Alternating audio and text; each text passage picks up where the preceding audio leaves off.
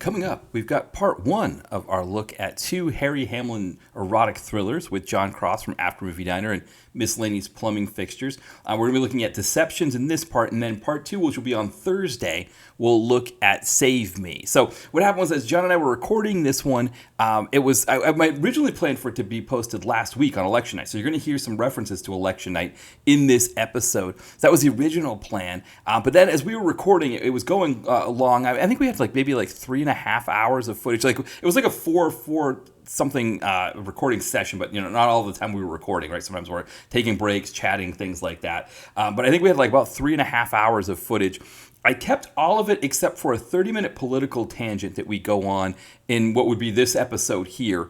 I may still tack that on at the end of part two, kind of after the theme song plays that second time, when the episode's over. That way, if anybody wants to listen to it, they can, but it's not really that obtrusive. It's not kind of, it's not interrupting your the experience in listening to it. But for the most part, everything is kept. And so in this first conversation, this first part where we talk about deceptions, there's a lot that we kind of talk about, sort of setting the stage for erotic thrillers, why we like them, why we don't, that kind of thing. So it was a really great conversation, and I wanted to keep it all. So that was the idea, just to do it in two parts.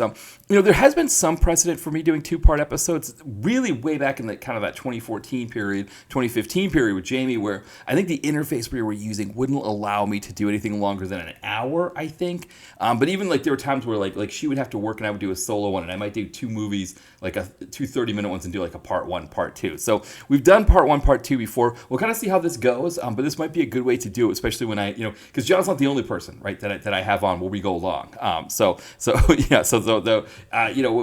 we get those 3+ hour episodes, maybe that's what I'll do from now on, is sort of cut them into two parts and use that Thursday slot, especially when I don't have a DTVC extra to do.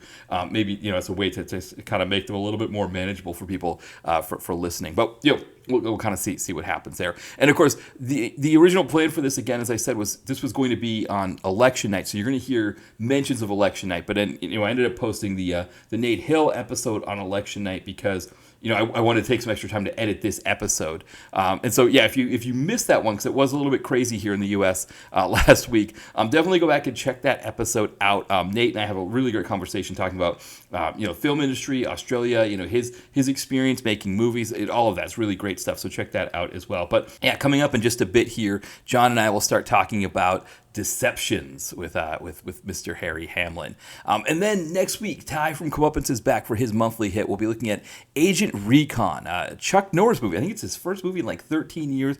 We never thought we would be doing Chuck Norris in our sort of, this format that Ty and I do, where we've got two new movies. But Chuck Norris has a new movie out, so we talked about that. And then we also did King of the Killers with Alain Moussi and Frank Grillo. So check that out next week. In terms of DTVC Extra, again, this week we don't have an episode, but Thursday I'm going to start looking at the Beverly Hills Cop movies. I had thought about some other ideas, but the thing is, the Beverly Hills Cop ones are available. So the first 3 are on Paramount. The fourth one is on Netflix, so I can get them pretty easily.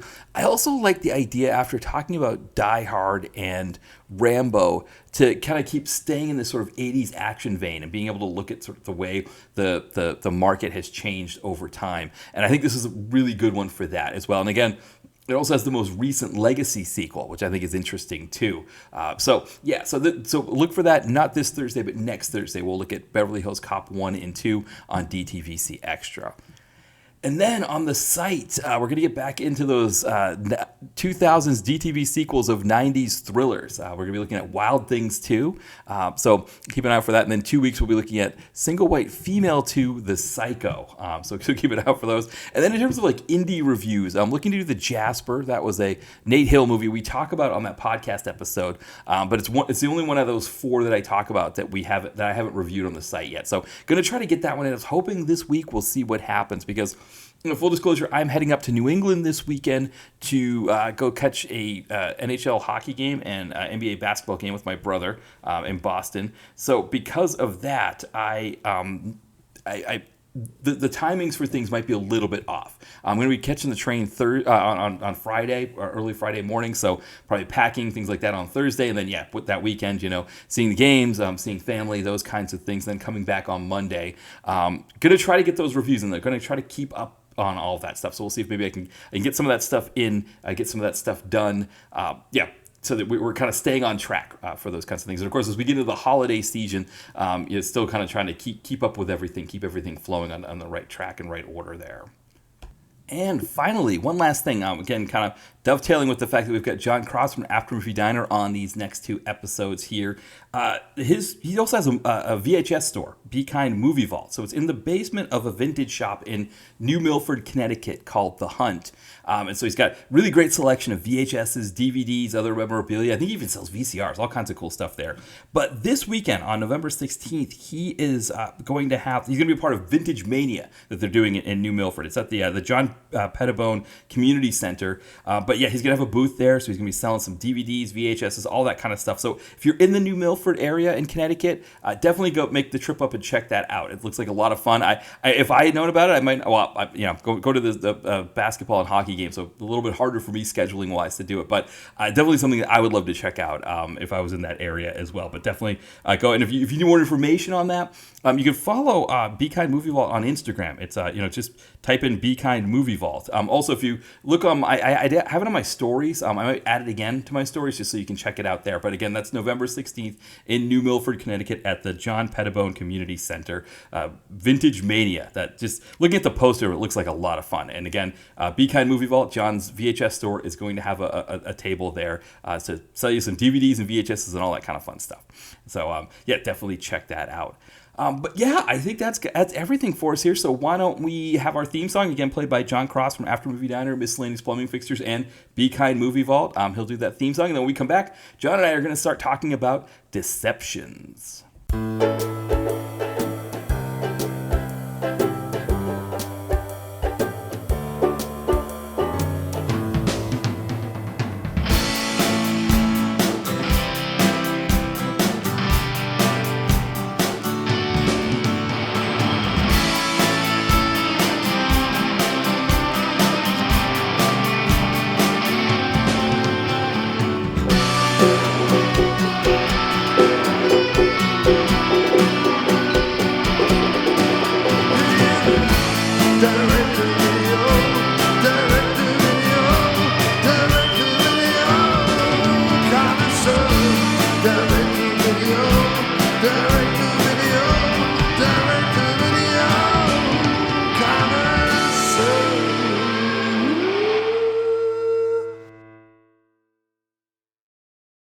All right, welcome back to the DTVC podcast. As always, this is Matt here, and I am joined once again by very special guest, John Cross from After Movie Diner. Welcome back, John.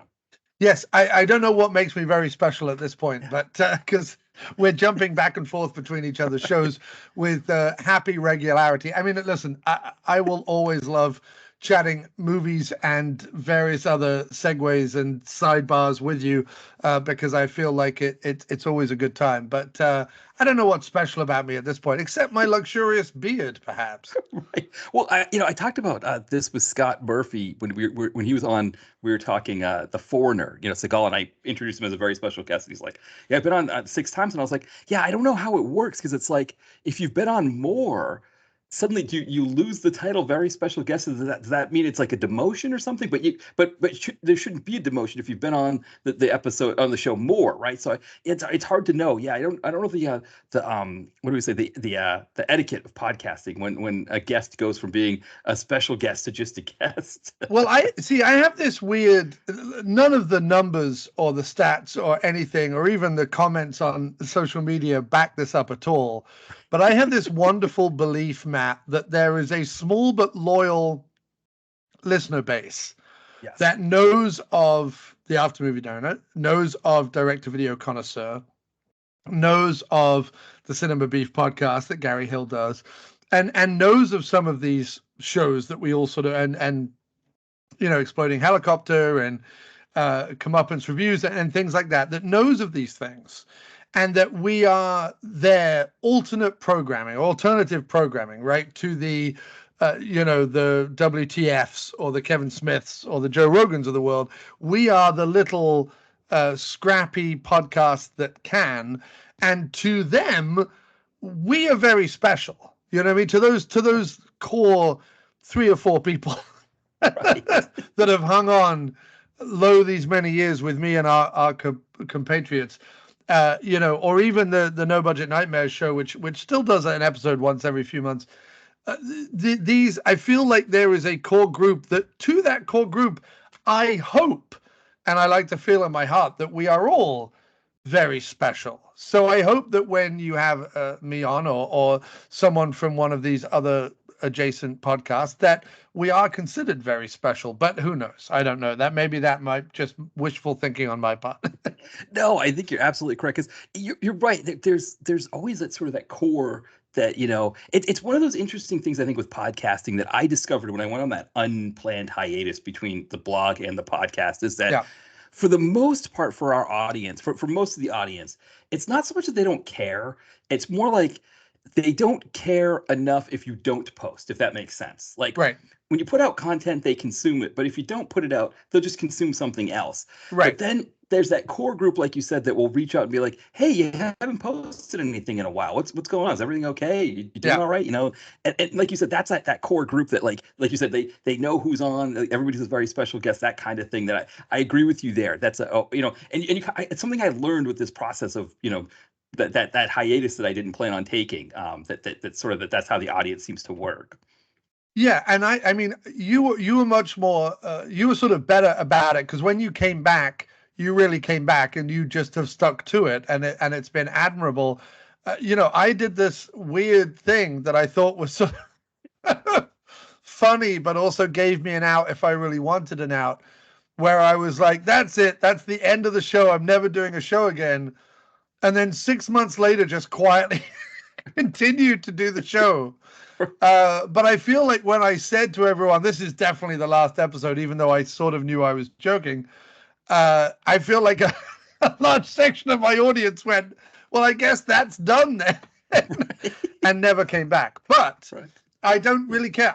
My thing is, first of all, I enjoy doing it. Secondly, it really has afforded me, especially some of the shows that you and I have done, and vice versa on our different podcasts, it's afforded me to get back into my love of random films. And as I said, I was talking to Gary Hill this afternoon. I did a bit on the Michael Pare, Mariel Hemingway movie Bad Moon, which, as Halloween is right around the corner, I would strongly recommend everyone check out. It's a lean 80 minutes, great werewolf movie. If you haven't seen it, check it out. But Well, and I should point out, this episode's going to air on election night here in America. So I would say, if you need to get away from election night, that's also a good thing. Oh, right. Okay. We're airing on election night. So we're election night alternative programming. All right. So let me dial that in. So if you, like me, will be sat on election night terrified that no matter who wins the election, we are going in steadily into an aggressive, confusing, conspiracy-fueled nightmare as we crawl into 2025 with all the hope and auspices of a dead animal, really, then please go and watch Bad Moon with Michael Pare and Mariel Hemingway, because although it isn't one of these bloated 3-hour elevated horror films, it is a lean 80 minutes with lots of werewolf action, lots of bloodletting, and Michael Pare's dreamy blue eyes. So go and enjoy that. But anyway, I was talking to Gary Hill this afternoon about that film, and I was saying, like, what's interesting, especially since I started collecting VHS movies again, and I collected them all through my childhood, but I've sort of restarted the collection since I opened my Be Kind Movie Vault store here in Connecticut.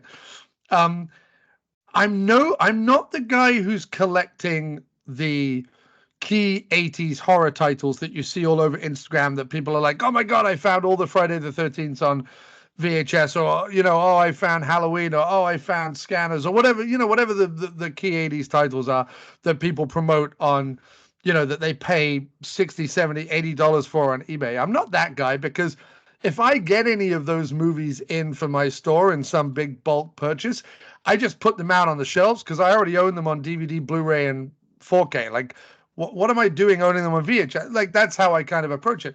I love the movies, but I have updated formats, so I'm good. And I'm not the guy either scrabbling around in the weird corners of the internet trying to trade those handful of movies that were shot on video in 1989 in nowhere, Indiana, that only 500 copies were ever put on VHS, and that, you know, people trade like insane. You know, they want that shelving unit full of just obscure fucking mad titles. I'm not that guy either. I'm squarely, and I think this is why we gel so well, I'm squarely really in the DTV like VHS collection. So, for example, the movies we're covering tonight, Deceptions and Save Me, including Deceptions sequel, Deceptions 2, Edge of Deception, because apparently Deception, Matt, has an edge. Who knew?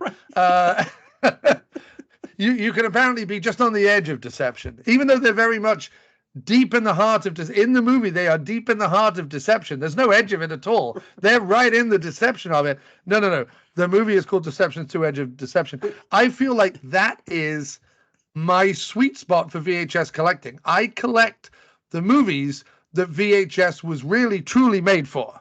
You know what I mean? The ones where if you got straight to streaming now or you had straight to DVD before, it all started with straight to VHS, and that's the shit I collect. The 90s erotic thrillers, or the straight to VHS horror movies, or the action movie, the PM Entertainment action movies, or Wings Hauser. Like, that's my collection, and I feel like I'm squarely in the middle there between the gotta have the 80s horror titles that I'm spending $60 for on eBay, and the I've gotta have, you know, I pissed on your auntie movie that was made by 4 people in a pit in Illinois or whatever that got like a release. So I'm squarely in the middle, and I think that's where you and I both live, right? We both like those kind of, it's sort of outside of cinema while also being relatable genre cinema. Does that make sense?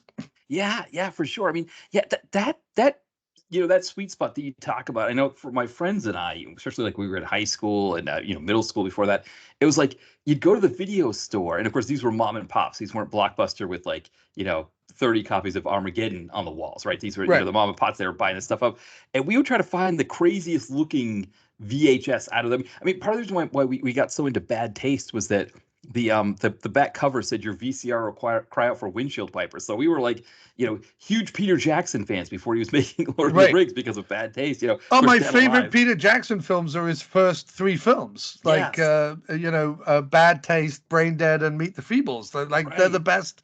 He should go back to making those. Like, make Lord of the Rings, make all that money. The Hobbit franchise drove me nuts because I'm like, no, Pete, what you're meant to do is take the billions of dollars you made from you know, Lord of the Rings, and take Weta Workshop, which are now the cutting edge in practical and prosthetic effects, and make fucking more Meet the Feebles or more Bad Taste or more whatever. Yeah, we need that bad taste sequel. We need, Yeah.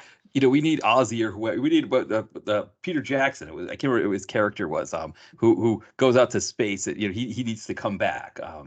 Right.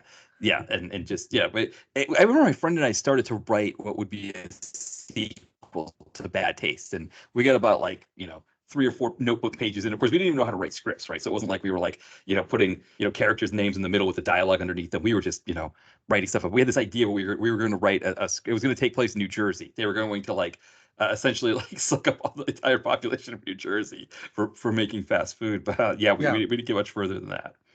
No, but this is the stuff I love to find. And again, because, you know, we used to go to the video store, right? And the wonderful thing about the video store is that everything was on a level playing field. Unless, like you say, you went to the Blockbuster that had 1,000 copies of, you know, Armageddon, and then sort of 1 copy of the full moon version of Armageddon, or the Troma version of Armageddon, if such a thing was ever made. But we went to the mom and pop video stores that would have, sure, it would have 1 copy of Highlander, but then it would also have like 1 copy each of, you know, Space Swords or whatever the straight to video version of Highlander was. You know what I mean? Like Future Blade or something. You know, they would all, you know, and this was this wonderful like time we lived through, where sort of post the video nasty, once the video nasties kind of went out the way and VHS was just an accepted, form of entertainment, you had this, and you still have this to some extent with the Tubies of the world and the Shutters of the world, but essentially you would get whatever the A picture was, right? And then you would get a fleet of Full Moon, Troma, PM Entertainment, these kind of production houses ripping them off. Then you would get even beneath that the shot on video and or the real low budget, like I said, only got 1,000 copies shot in Michigan kind of films. And they would all be on the shelf at the same time, right? So like you say, like Bad Taste was able to really some guy in New Zealand was able to make like a ridiculous B movie about aliens with blood and gore and weird shit happening in it, and sit quite happily next to The Thing or whatever it was, or in The Imp, which was the other title for sorority babes in the slime ball bollarama or whatever it's called. We used to have these, and we just was like, okay, tonight we're renting The Imp. It was like renting The Thing or renting Bad Taste. It was all, it had a goofy creature on the front. It had a bunch of gore on the back, and it had some spiel written by someone that was a whiz at marketing that made you think like what you were about to watch was the most badass movie you've ever seen.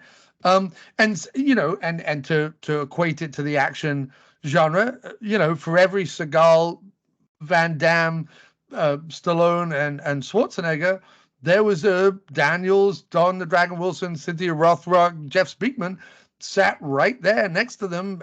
It didn't matter. Like, oh, it's got a guy with a gun holster and a polar neck on the front cover. That's fantastic. Let's go right ahead. So I like that era because I love the idea of shit being on an even playing field. It's why I love the streaming services, the musical streaming services that we have, because I can put my music up on Spotify just like Paul McCartney can. And I love the podcast streaming services because our podcast can sit side by side with WTF or Kevin Smith or whoever.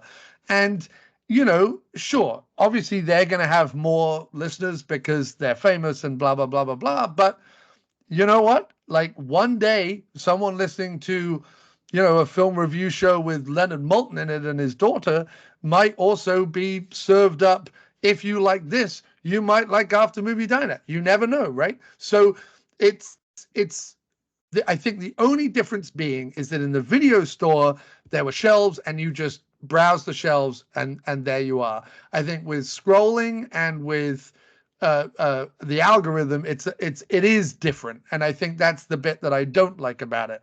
And I have a tagline for my movie shop that I say browsing is better than scrolling, because it is. I mean, you want to discover a movie, the best way to do it is in a video shop. It really is, because you're not there with any preconceived notions. You're not looking at on IMDb as to who's in it and what they've done before. You're just like, well, this looks like a badass vampire movie. I'm going to watch this tonight, Yes. Well, and what's great about a store, like I haven't been to, full disclosure, I haven't made the trip up to get into to Be Kind Movie Vault. But, I think one of the things that's great about a store like yours is that you can go into a store like yours and the store is going to tell you what to buy. It's like what people say about Goodwill or thrift shops, charity shops, that you don't go in with a shopping agenda, right? You go in and let the store tell you what to buy. Right. And that's kind of the same thing. Yeah. Yeah, I mean, you can go into your store and say like, oh, I really want to go in for a double tape of Titanic if that's really what you want. But right, because every single thrift store on the planet will have the double tape of Titanic because nobody wants it. No, right, exactly. But if you go in without a shopping agenda, kind of to quote Ben Affleck in Mallrats, right? If you go in without a shopping agenda and let the store tell you what to buy, you find things that you didn't even know you were looking for. Right. And like you said, Tubi really doesn't do that, because Tubi would be like if I went into your store and you had a concierge with me who was constantly asking me what I like and then pulling me in other directions of the store to make me look at only things that he's showing me based on my answering his questions. It's like, what do you like for movies, Matt? Oh, I like action. Okay, well, why are you going to the horror section? I don't. You like action? Here, I'm pulling you over to the action. It's like Right. That's the thing about browsing is you have full control over it. The algorithm isn't telling you what to look at.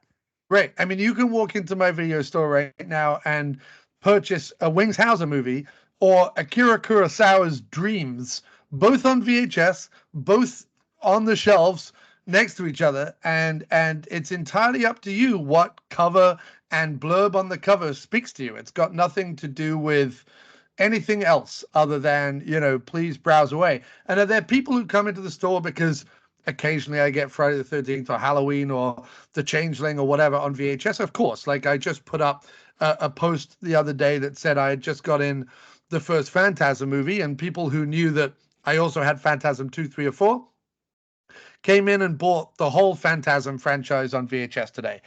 That's wonderful. That's excellent. I love those guys. Those guys are great. They're my bread and butter. They're what going to keep me in business.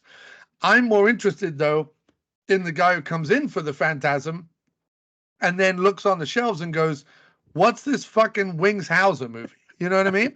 What is this Donald Pleasance film? What is, Race for the Yankees effort? Like, what is that?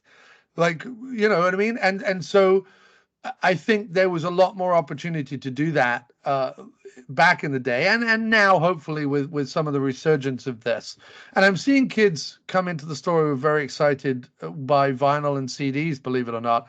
There were two such kids there today while I was in the store putting up some posters and things, who were, it was like listening to me and my best friend when we were 14 in Ben's Collector's Records in Guildford. They were having exactly the same kind of discussions about movies and music and art and scrapbooking and writing and creating their own music and creating their own movies. They were having all the same kind of conversations that I used to have.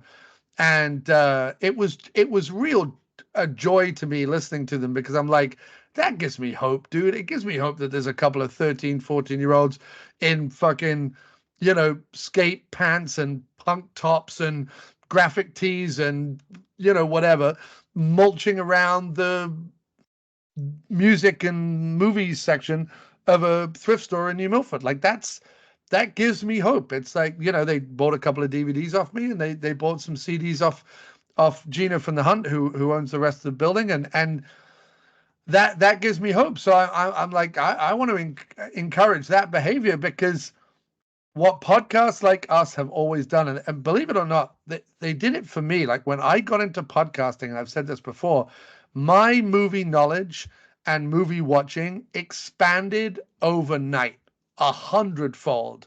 There were things that I knew about, The Burbs, Bruce Campbell, Halloween, Donald Pleasance, whatever. There were things that I brought with me. But then when I got talking to you and talking to Mo and talking to Jamie and talking to the Profondo Cinema guys or whatever it was, I'm suddenly like, oh man, I had no idea. And this was just before, or just as, I suppose, IMDb was kind of coming up. But really, it was all done through Mo being like, you should watch Hot Dog the movie, or Jamie and I talking about Zipper Face or whatever.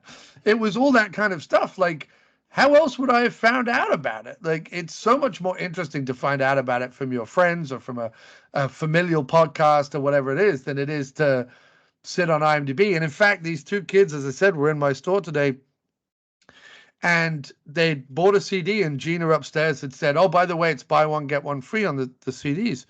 So they come back down and they were looking through the CDs and basing their choice on like the cover and the name of the band, right? And they picked up Counting Crows. They were like, oh, this kind of looks edgy and badass. And I sort of said over the top of the partition, I was like, actually, they're kind of like mid-90s folk rock. They're not particularly badass at all. He was like, oh, okay, thanks, man. Then he picked up another one. I think it was like Dog for Night or Dog Night or Dog something. I don't know. It was some, again, 90s rock band I'd never heard of. And it had like a sort of black and white blurry cover and scratchy whatever. And they were like, oh man, I wonder what this is. I bet this is like some great rock metal stuff. They were into metal and things. And I was like, oh, let me pull it up on Spotify. And they went, no, that's cheating. And I'm not kidding. These two kids, like they were like, no, that's cheating. Like I want to go based purely on like the look and feel of the album. Also, he had a Magic 8 Ball with him, and he was like, "Is this album badass enough to buy or whatever?" And he took it based on what the Magic 8 Ball said. I'm like, these kids are gonna fucking be running the country. And I'm gonna be very happy about that because that's how you live, man. You don't fucking look shit up. You just go. It has Harry Hamlin in it. It has Robert Davi in it. Hamlin's macking on some chick on the front cover, and Davi's looking through some sort of porthole fucking window in the background. I want to watch this movie. You know what I mean? Yeah. And so that to me, if there are kids out there doing that now, which I witnessed today, fucking more power to them. It's glorious. Yeah, according to Spotify, according to like the demographics on here, there are younger people that listen to the podcast. So sometimes I'll try to like explain certain things, like, oh, this is what it was like back then. But my nephew, he's just turned 18. He's going to college at Rutgers here in New Jersey. I mean, yeah, he's that Gen Z generation, like they are really cool like that. Like, I remember he went through my CDs and was disappointed that I had more 90s and 80s stuff. I think he realized Uncle Matt wasn't quite old enough for, I know all the songs from the 80s. So my mom was a little bit younger when she had me. She was like 22, 23. So she was still listening to pop music in the mid 80s. So I remember it all on the radio, Tears for Fears, Shout, that kind of stuff. But he was a little disappointed when he was going through it because he wanted more 80s stuff, and I had and I also had like very obscure 90s stuff that there's no way he would have known. People, like 1:45 in the morning, 120 minutes kind of stuff. Because I thought I was so cool. But it's that thing. I think Gen Z is, they do definitely give us hope. I mean, the one thing that gives me hope, I guess, is that. Yeah, like you said, you hope that someday they'll be running the country. I mean, to be fair, Gen X, we the closest we got to running the country, if we're Gen X, is what's his face, the I can't remember the guy's name, the guy who ran with Mitt Romney, who ended up becoming the Speaker of the House. That's what's so interesting, and again, because it is election night that you're listening to this, because of course you've turned off Fox News racist coverage and MSNBC's whatever the alternative to racism is, but it's by the way equally bought and paid for by the corporations. Like neither news is good news, by the way. So people who are like, well, I only watch MSNBC or I only watch what's the other one, like CNN, CNN or ABC or whatever. I'm like, all right, that's fine. Like but they're all culpable, by the way. They're all criminal, but. Yes, if you are watching either of those things, then the election coverage, if Kamala Harris becomes what did I say it like that for? Kamala Harris becomes Kamala Harris. I don't know why I said that. Anyway, Kamala Harris, if she becomes president with Walz, they are technically Gen X. They'll be the first Gen X. They're older Gen X. She's on the cusp, right? She's like 65, I think, right? She's born in 65. I mean, she's 60 years old, right? Yeah. So sorry, she just turned 60. She's like in that Generation Jones, early Gen X category. That's right. Yes. Right. Because we're young Gen X. We're like exactly. We're actually what they call Zennials, which is somewhere between Millennial and Gen X. But I far more side with Gen X than I do Millennials. But you're right, for the longest time, because people are aging and working later and aging much later and so on, we have only had boomer presidents for like the longest time. And even there are two generations: silent generation, which is the generation of like Scorsese and Spielberg and whatever. They never really got to run very much. Biden is sort of, I think he's still kind of the boomer side of things. I think he was born in Is he slap bang in the silent generation? Yeah, because the interesting fact about him, his birthday, when he was born, the day he was born, was closer to Abe Lincoln's inauguration than to his own inauguration. That's how old he is. That's how fucking old he is. But anyway, mostly those generations, silent generation, Gen X, won't get much of a look in. The best way to describe it is the royal family. The Queen lived so long that Charles will only be king for a very short period of time. Right. And then his son will come on the throne and be king for like 50 years, if we still have a monarchy in 50 years. But what I mean is there's that very small generation in between that gets a very small time on the throne, right? Yeah. Because the boomers and even the silent generation are living much, much, much, much longer than Gen X. So, Gen X only ever became middle management. We're not CEOs. We don't run anything. You know what I mean? We never really got our say. So it is up to the millennials and the Gen Zs and so on to hopefully like take up a little bit of the mantle that, we were the generation that when we came in, we were like, okay, our parents figured out, women's rights and civil rights and whatever, like all this shit was decided. And then suddenly we hit our 40s and we're like, wait, people are debating this shit again? This has been solved. We fucking like, why are we talking about it again? Like, you know what I mean? And so we're suddenly find ourselves in a position where, sure, okay, we can vote and we can, my wife and I own businesses and whatever. Like we're sort of upstanding members of society, but we're also still looked upon as like kids by people in their 50s. Like people in their 50s are like, you're just kids. And I'm like, I'm not. I'm 45 in 2 months. Right. Like, I'm not a kid, but I'm still talked down to by those young boomers or the older Gen Xers, like even the 60-year-olds or whatever. Like, I have way more in common with a 60-year-old than I do a 20-year-old. But a 60-year-old will be like, you're just a kid. And I'm like, I bet I know every fucking cultural touchstone, you know what I mean? Because when we grew up, again, to go back to sort of the movies and music thing, we weren't like this idea of only listening to the music that is in now is a relatively new thing. When I grew up, I listened to everything from the 30s through to the 90s. Like I listened to 60 years of music. I didn't listen to 2 years of music. And so it's I think our generation is sort of very well has a lot of knowledge, but not a lot of desire to lead, or certainly has not been able to lead at all. And so it does leave us being the podcasters and the movie store owners and the secondhand record store people or whatever it is. Like that's who we've had to become, because we're the only ones who are going to hold on to that. The people who are older than us don't give a shit. They're like, why do you want all this physical media? They just watch one channel. They just watch fucking Fox or ABC. You know what I mean? Oh, yeah. And then people younger than us, though, are like, wait, what do we have as an option? Like they're beginning to discover their options.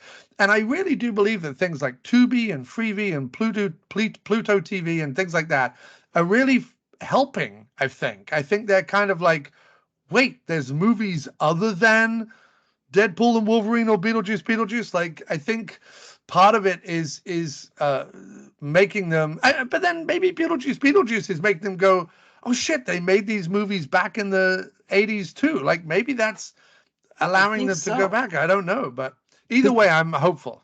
Well, because recently Blade played here in Philadelphia, and I went to go see it. It was at the smaller indie theater, the Ritz Landmark 5. I went and saw it, and the crowd was pretty good for it. And I mean, yes, most of the people at the movie were our age. There were people that would have seen it in the theater, but I would say there was still enough people there that didn't, that weren't our, And I mean, of course, I saw Deadpool and Wolverine in a morning matinee, so I saw it on a Sunday morning matinee. So it was like a quarter full, whereas this place was definitely more full for Blade. But I do think the Deadpool and Wolverine, having Blade in Deadpool and Wolverine, I think it did, get kids interesting. Like Marvel has now canceled or put on long pause the Mahershala Ali version of Blade. That like currently there is still only one Blade, as he said. Yes, yeah, exactly. So I think you're right, because I think some of those things like it people watch like you said, kind of like how our age group, it was like if you saw a commercial or you saw a movie, like, a movie that took place in the 50s, because remember in the 80s, everything took place in the 50s, on all the movies. But you'd hear songs and you'd say, oh, how do I get that song? And of course, the difference, right, between our age group and today is that you couldn't just go on Spotify and listen to the song. You'd have to go to the record store and, a tape store or whatever, or ask your parents, or you have an oldie station. I remember there was an oldie station that we would listen to. You put on the oldie station and you'd hear everything. And so you're almost like forced to discover new stuff, because it's like, okay, if I hear, whatever, Why Do Fools Fall in Love? Let's say that's the song I hear, which to me, I don't know if there's ever been a better song than that one. Since you mean Why Do Fools Fall in? Yeah, okay, exactly. I mean, there's been songs as good as it, but I don't know if anything better, in 60 years of music. But either way, we're learning a lot about Matt tonight, ladies and gentlemen. Yes, we're learning that his favorite song of all time is Why Do Fools Fall in Love. It's definitely, and I understand it. I think it's very wonderful and sweet that you hold that in such high regard. For me, it's the Teardrops. What is it? My heart is crying. Yes. Oh, another Lonely good one. Yes. Teardrops. That's such a great song. Like, to me, that's just Jackie Wilson. I love that one too. It's another one of my favorites. Yeah, again, like that's a song that I don't even know. Like, I know Michael McDonald covered it for Leaving Las Vegas, but yeah, I don't know how many songs, if any, you could say there's songs that are as good as that song, but I don't know if you could say like anything is better than, when I, like, I'm not going to skip that song ever. Like, if I'm in a store and I hear Lonely Teardrops, I'm probably going to stay in the store and wander around. Right. But the thing is, like, back then, if you heard a song like that in a movie or something, the only way you could discover it might be to go to the oldie station, put it on, and just hope they played it, or maybe call the DJ and ask if the DJ would play it for you, right? Because you could request it. But you're right. Like, many of the movies in the 80s referenced the 50s, and I think we've talked about this before, but the 50s and the 80s are two of the most American decades, meaning that they were decades where America was as prosperous as it's ever been. They are decades that a lot of people harken back to as being, our generation harkens back to the 80s the way the boomers harken back to the 50s, because there is this idea of American prosperity. What comes with American prosperity in both those decades is a influx of popular culture. So the 50s literally gives birth to an entirely new breed of music, which is rock and roll. Like, rock and roll did not exist prior to the 1950s. Soul did, gospel did, blues did, but rock and roll in its purest sense did not exist. And then in the same way in the 80s, that like blockbuster movies did not really exist. Sure, there were alien invasion movies and there were action movies. There were other stuff in previous generations. There was things like Cleopatra and Ben-Hur and these big whatever. But Jaws is the first blockbuster movie. You know what I mean? And Star Wars and Indiana Jones and these kind of movies. These are cultural fulcrums, without wanting to sound too pretentious, but these are cultural eras which will inform generations to come. They just are. And people can talk about the 90s and the 2000s, and we can kind of cherry pick different things and go, well, maybe this was this and this was that.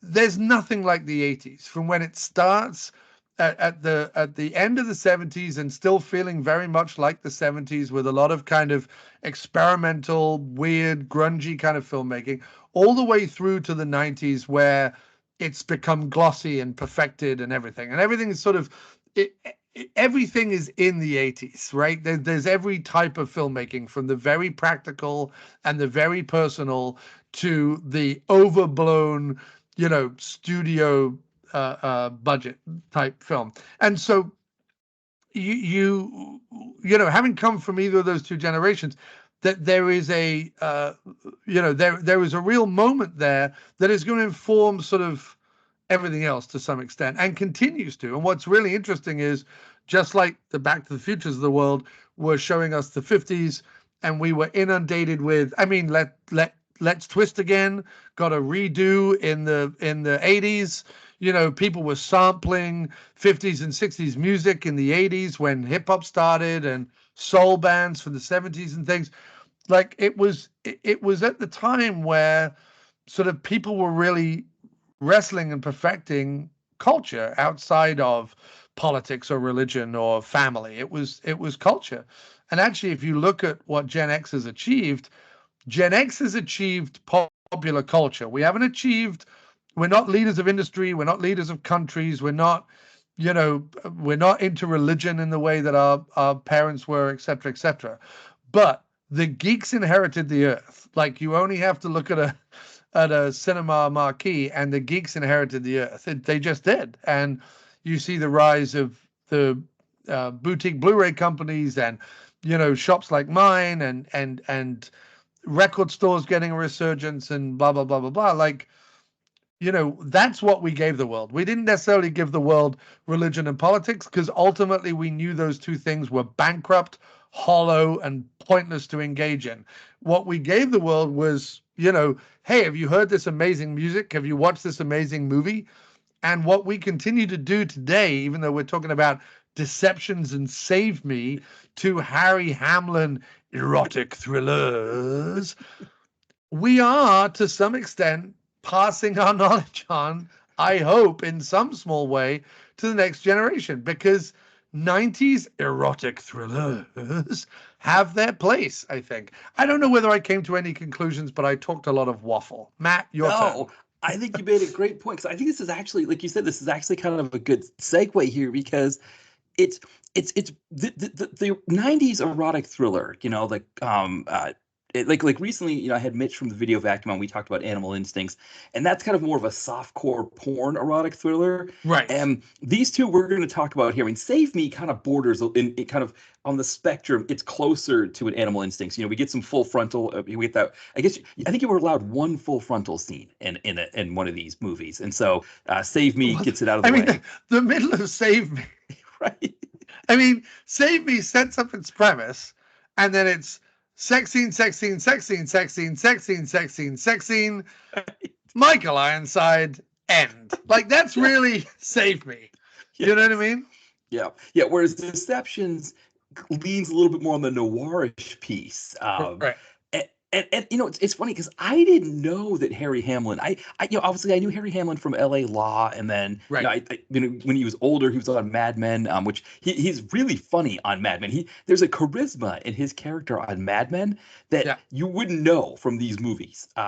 What's really interesting about Harry Hamlin, because again, he was also a key figure in Veronica Mars season 1, right? And what we learned was, and we'll talk about this as we get into Deceptions, but Harry Hamlin trying to be like cool and sexy and brooding, not interesting at all. Right. But Harry Hamlin in Veronica Mars being essentially sort of the Ray Wise in Twin Peaks, evil dad, confused, like possibly red herring kind of dad figure, or Harry Hamlin in Mad Men, where he's playing more of a comical thing. He's clearly much more adept at that than he is at the smoldering 3-day stubble chiseled chest guy. It's just that's who he looked like in the 90s. So film producers were like, sorry, Hamlin, you've got to work out, show off the chest, and give us some brooding nonsense. And as we'll learn from these two movies, brooding nonsense he's not particularly good at doing. No. And I think one of the things I noticed right away with Deceptions is Deceptions has Robert Davi, aka I like to call him Bob Davi, but Bobby Davs. Bobby Davs, which is hilarious, because there is a end of the pier cheeky chappy comedian who had a TV show in the UK for a long time called Bobby Davro. And I always make jokes with my friend John Wallace about Bobby Davro, because he's such a sort of touchstone of everything that's sort of naff and cheesy about the UK. He's sort of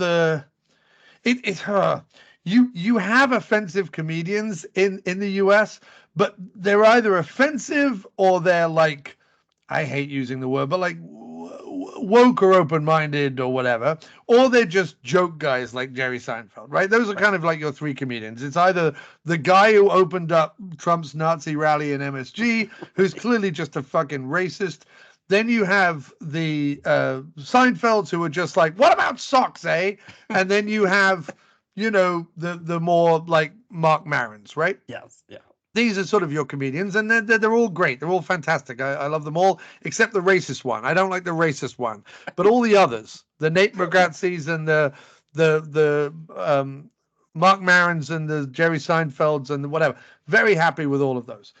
Whereas in England, because we still had very much a sense of vaudeville, which you guys kind of got rid of in the 50s.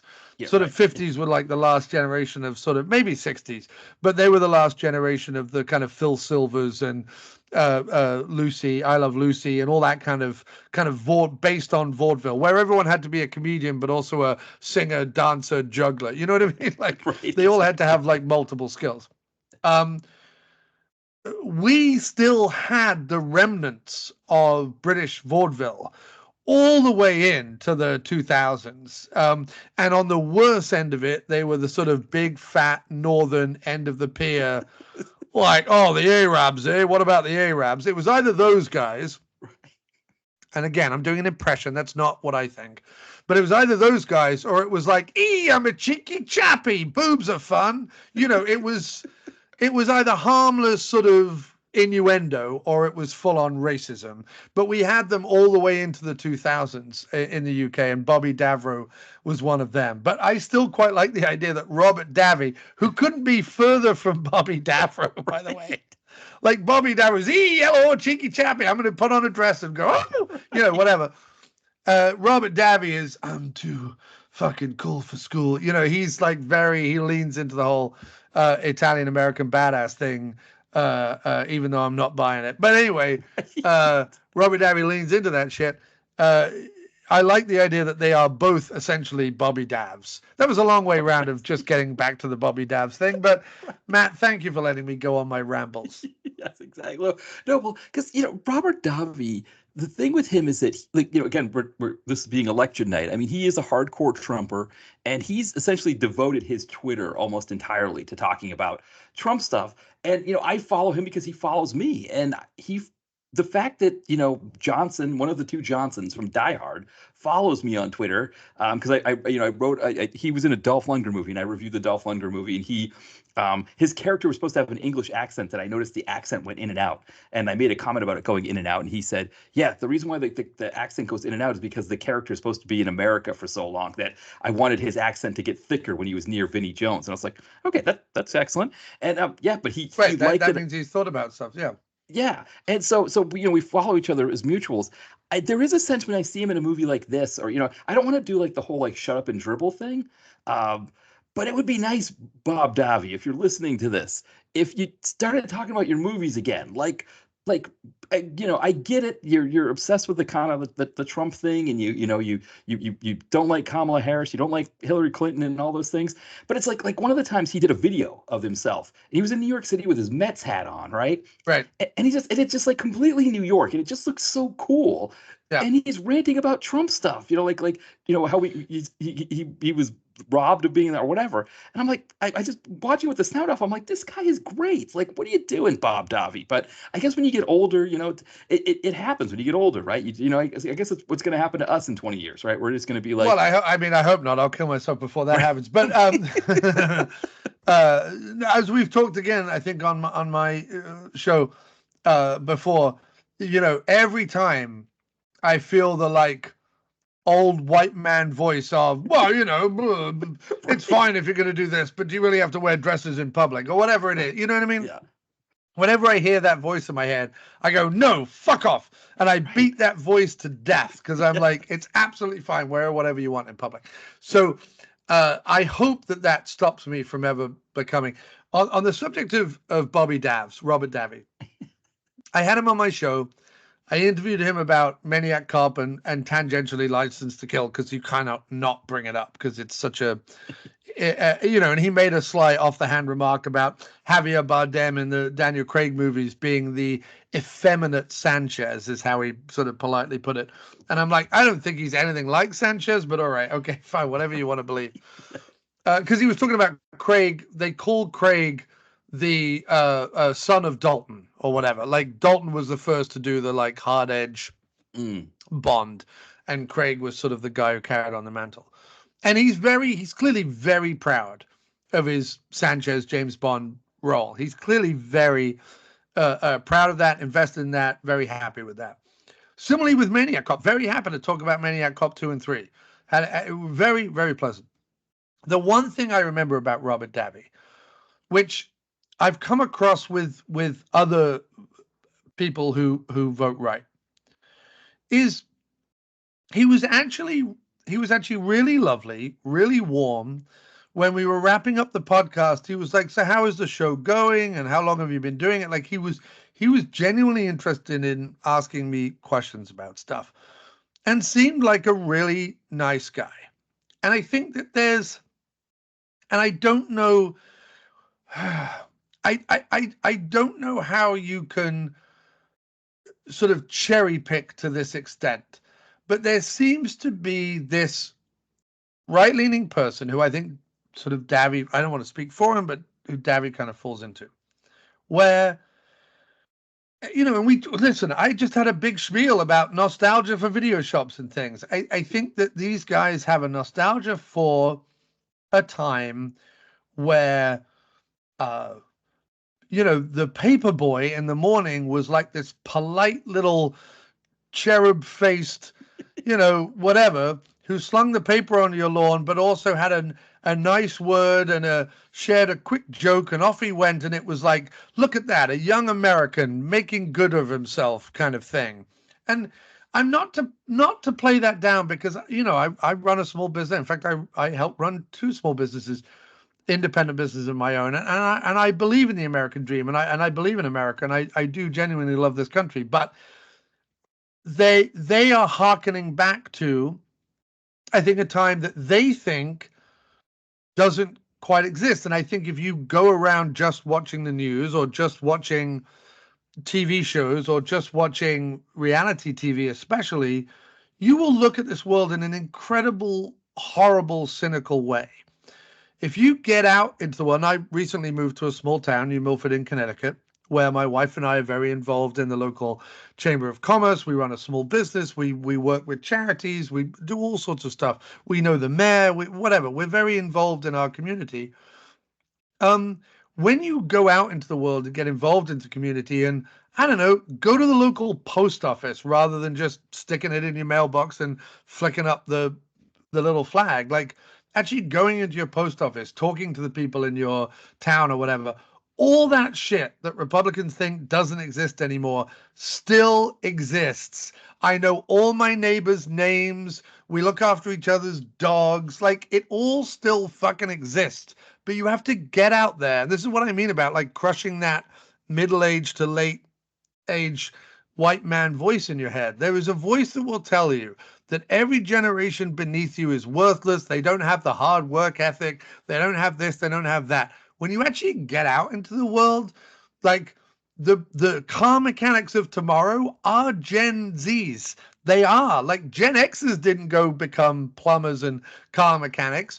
Gen Ys and Gen Zs are doing that. So it's like this idea that this shit has gone away. It's just a lie we tell ourselves. One other thing is, I remember getting in my car, putting on the radio, and hearing a song, which I ended up Shazamming and looking up to see when it first came out, which was from the 70s. And the song was all about nobody knows their neighbors anymore. Nobody, borrows sugar from each other, whatever it was. It was just one of those, like, everyone is detached. It was from the 70s. It was from like 40, 50 years ago.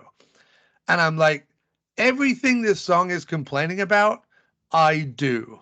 I know the woman in the post office. I know the checkout people at my local supermarket. I know the neighbors on my doorstep. I volunteer in town for stuff. My wife does marketing and social media for different charities and things in town. We host events to raise money for children to be able to go to college who don't have the money. Like, we do, this stuff is happening all around you. But there is this section of people that believe it isn't happening, or bemoan the fact that it isn't happening. And while they're coming from a good place, they are voting for the wrong side, because the side that is trying to evoke the 50s is evoking all the wrong stuff about the 50s. They're evoking the racism. They're evoking the lack of diversity and the lack of females and the lack of everything. They are not evoking the 50s of they like to say, pull yourself up by your bootstraps. I have news for them. There are thousands of millions of people out there pulling themselves up by their bootstraps. That's not the problem. The problem is the people at the other end, the corporations with the billions of dollars, not allowing our bootstraps to do them any good. That's why so many of our generation and younger are going into their own businesses rather than trying to work for whatever fucking corporate gangbang that everyone's trying to sell you on social media. So going back to Davi, I think that what I understood from Davi, talking to him and spending time with him, I genuinely think that part of it is coming from a good place. I really do. I think he cares about what, our generation is podcasting about, or what the next generation is writing about, or what movies and TV and music and whatever will come next. I do genuinely believe he cares about the stuff. I just think he's been a little brainwashed to believe that the only people who can actually answer that question are people of his generation, and that's not true.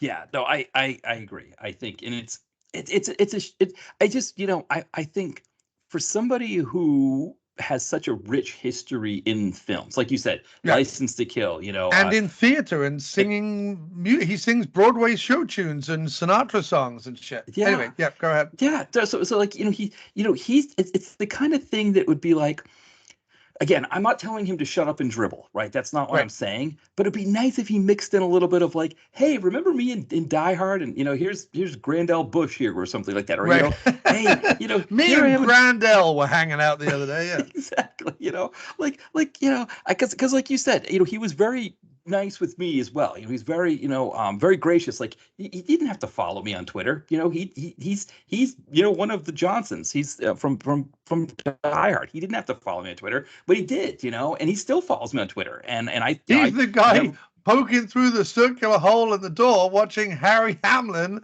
and Nicollette Sheridan mac out on the front cover of the VHS of Deceptions. Exactly.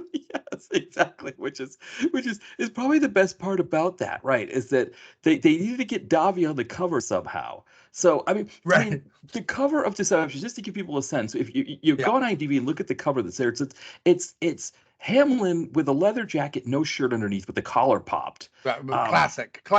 Yep. Yeah, with the 5 o'clock shadow, and then Sheridan is hanging on to him in just like a negligee, or nightgown, but she's looking at him while he's looking at her, and then behind them, it's like you said, Davi with a cigarette, just looking through like this circular it looks like almost like he could be in a mirror or something, but it's just like we need to get Davi's agent. It could be a framed picture. A framed picture of Davi. It could be that Harry Hamlin in his sex pad has a framed circular picture of his partner with a cigarette.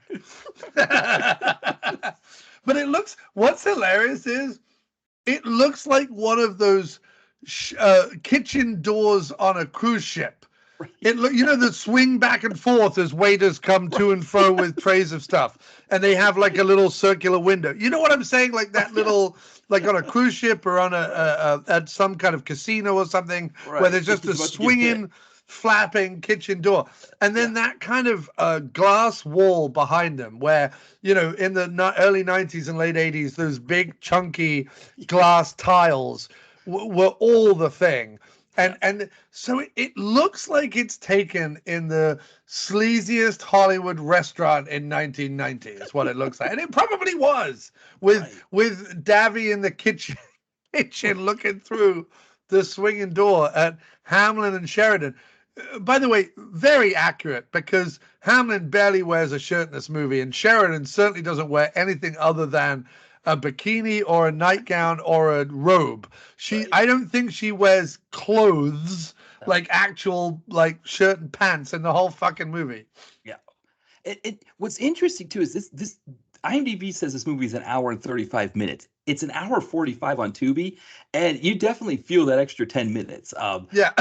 Like about the hour mark, or maybe like the hour 15 mark. It feels like the whole thing's wrapping up, and we're going to get to an end. And it shows 29 minutes left on the slider, and it's like, again, 1990 they didn't do 10 minutes of credits like they do today. No. So you know you're getting a good 26 of those 29 minutes before the credits roll. Yeah. And I was just like, what are they going to do for the rest of this? And they just kind of kept drawing it out and drawing it out. And I still don't know if I fully know what happened at the end, but No, you know, no. There is no knowing what is happening at the end of this movie. There isn't. Like you can a person watch it and make assumptions? Sure. But is there any definitive answer given at the end of this movie? No. no. Well, And it's where the sort of film noir, sleazy saxophone, right, everyone lives in a mansion in the Hollywood Hills type movie right. that it is, which again harkens very much back to the 30s and the 50s. This kind of movie that it is, the one failing really of the film is that the film noir storyline ultimately goes nowhere and makes zero sense. Right. Exactly. It really does. I mean, it has elements of other movies, most notably, De Palma's Dress to Kill. It has elements of De Palma's Dress to Kill in it, but it also has elements of Cinemax softcore fuckery. Right. Well, because it starts off like a Columbo movie in the sense that you get the murder right away, or you get the killing right away. And so, like, what happens is that Nicollette Sheridan, her husband's this very rich guy. Yep. She's, she goes down to her kitchen in the middle of the night because her cat breaks the glass, and she's hanging out with the cat, and then sees the guy with, a stocking over his face and a knife who breaks in and is attacking her, and she shoots him. She gives him the magnum, and it turns out it's her husband. So you're thinking, okay, this is like Columbo, right? We know who the murderer is. We know who committed the murder, all of that. And then Davi starts saying stuff like, I don't know if I believe her. And it's like, well, why don't you believe her? We saw what happened. We don't care if you believe her or not, Mr. Right. Davi. And suddenly this whole mystery starts to unravel. And it's like, but why? When we saw what happened at the very beginning of the movie, why is there any mystery unraveling? And Right. we get to this whole thing at the end, and it's almost like, but didn't her husband try to kill her and she killed him in self-defense? Like, isn't that what happened? Right. Yes. And sure, would it be satisfying if they explain why the husband tried to kill her? Yes. As an audience member, it would be satisfying. Right. Guess what we don't know by the time the credits roll is why her husband was trying to kill her. Right. We just don't. All we know is that we see at the very beginning of the movie, she's like saying to her husband, oh, please stay here and make love to me. Right. And he's like, no, I've got a plane to catch. She's like, no, but please stay and make love to me. So he stays and make love to her, so has to catch a later flight or whatever. And instead of catching that later flight, he comes back later with a stocking on his head. She doesn't recognize him, which I'm sorry, Matt. If I put a stocking on my head and ran into your bedroom, sure, you would be worried for about 5 minutes. But then after that, you'd be like, oh, it's John with a stocking on his head. What's he trying to do? Reenact deceptions or something? That's a bit weird, So, but so in this movie, the husband runs in with a stocking on his head. She doesn't fucking recognize him, apparently, even though it's his fucking husband. Shoots him, right? Davi, and she calls the police. Davi and Hamlin show up, right? And basically, from the get-go, the only discussion that Hamlin and Davi are really having is, okay, which one's gonna fuck her? Like, that's really all they're talking about. Right. Davi literally calls her Nicollette Sheridan, a walking wet dream. That's how he describes her. Yes. By the way, this is Hollywood in like 1990. Yeah. No offense to Nicollette Sheridan, but I'm sure Harry Hamlin could spit and hit a blonde widow who wanted to fuck him. Right. Right. Well, right. Yeah. Because I mean, his character. Right. Exactly. It's like this idea that this police officer, this Harry Hamlin police officer, that just because he's a police officer who doesn't like to button his shirt up all the way, Right. And what does he eat? Stale pizza that he leaves out all day? Is that what he was doing when he went back to his house? It was like, Yeah, who knows? Just eating pizza off a plate that had been sitting there all day. Because he does that he's somehow hard up for Nicollette Sheridan. And like you said, in LA, again, like you said, no offense to Nicollette Sheridan, but there are a lot of Nicollette Sheridans out there. Right. Yeah. Spit and hit a Monique Perrin or Right, exactly. or a Shannon Tweed or a what's her name? Gabrielle I'm trying to go through my softcore actresses now. Right, right. I can't remember them all, but Or you know even what I'm just saying. go to Hap's Grotto in LA and just be Right. like, hey, I'm a police officer. Hey, you're a good looking police officer. Okay, come Yeah. on in and work Hey, security I'm for us. Hamlin in a leather jacket, Right, no shirt. right. You I'm a policeman, but it really doesn't matter. Just let me in because I'm going to bed all of your daughters. know, Uh, right. I think the hardest thing I have getting over in this movie is not, weirdly enough, the lack of a resolution, because there is no resolution. But I'm all right because I got, whatever. Because Harry Hamlin slinked around LA while a saxophonist went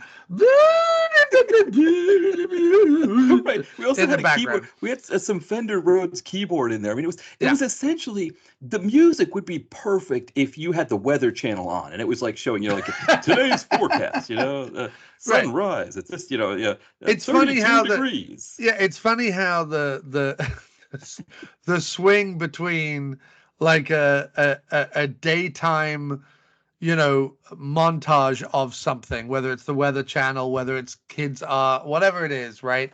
We used to have a thing called Tony Hart and Morph. It was like a little art show where Tony Hart, it's sort of the Bob Ross of England. But he had something that he called, I'm going to forget what it was, the gallery. That was it. And while the gallery was all the art that all the kids had sent in that week, that they photographed and kind of, in 2 second increments, kind of showed you a montage of all the kids' art. It was kind of sweet, right? And over the top of it was sort of like easy listening jazz, synth trumpets, basically. Right. And what's interesting is, that, or as you say, like the weather, like the shipping forecast or something underneath, which is Right. like, bada, bada, bada, bada.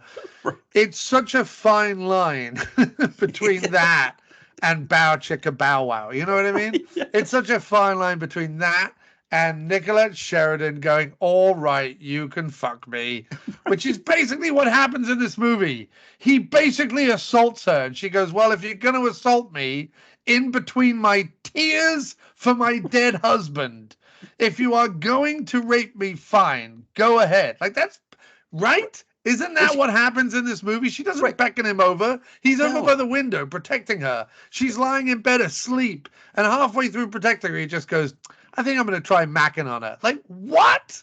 Yeah, and then he's like grabbing her forcefully, and she finally just goes, no, if we're going to do this or whatever, essentially what you said, if you're going to assault me, if you're, Right. you're going to do this, let's do it nicely. Let's not, and he's like, Right. Let's do okay. it on my terms or whatever. He's like, look, as Right. long as I get my dick wet, lady, I don't care. Right. Exactly.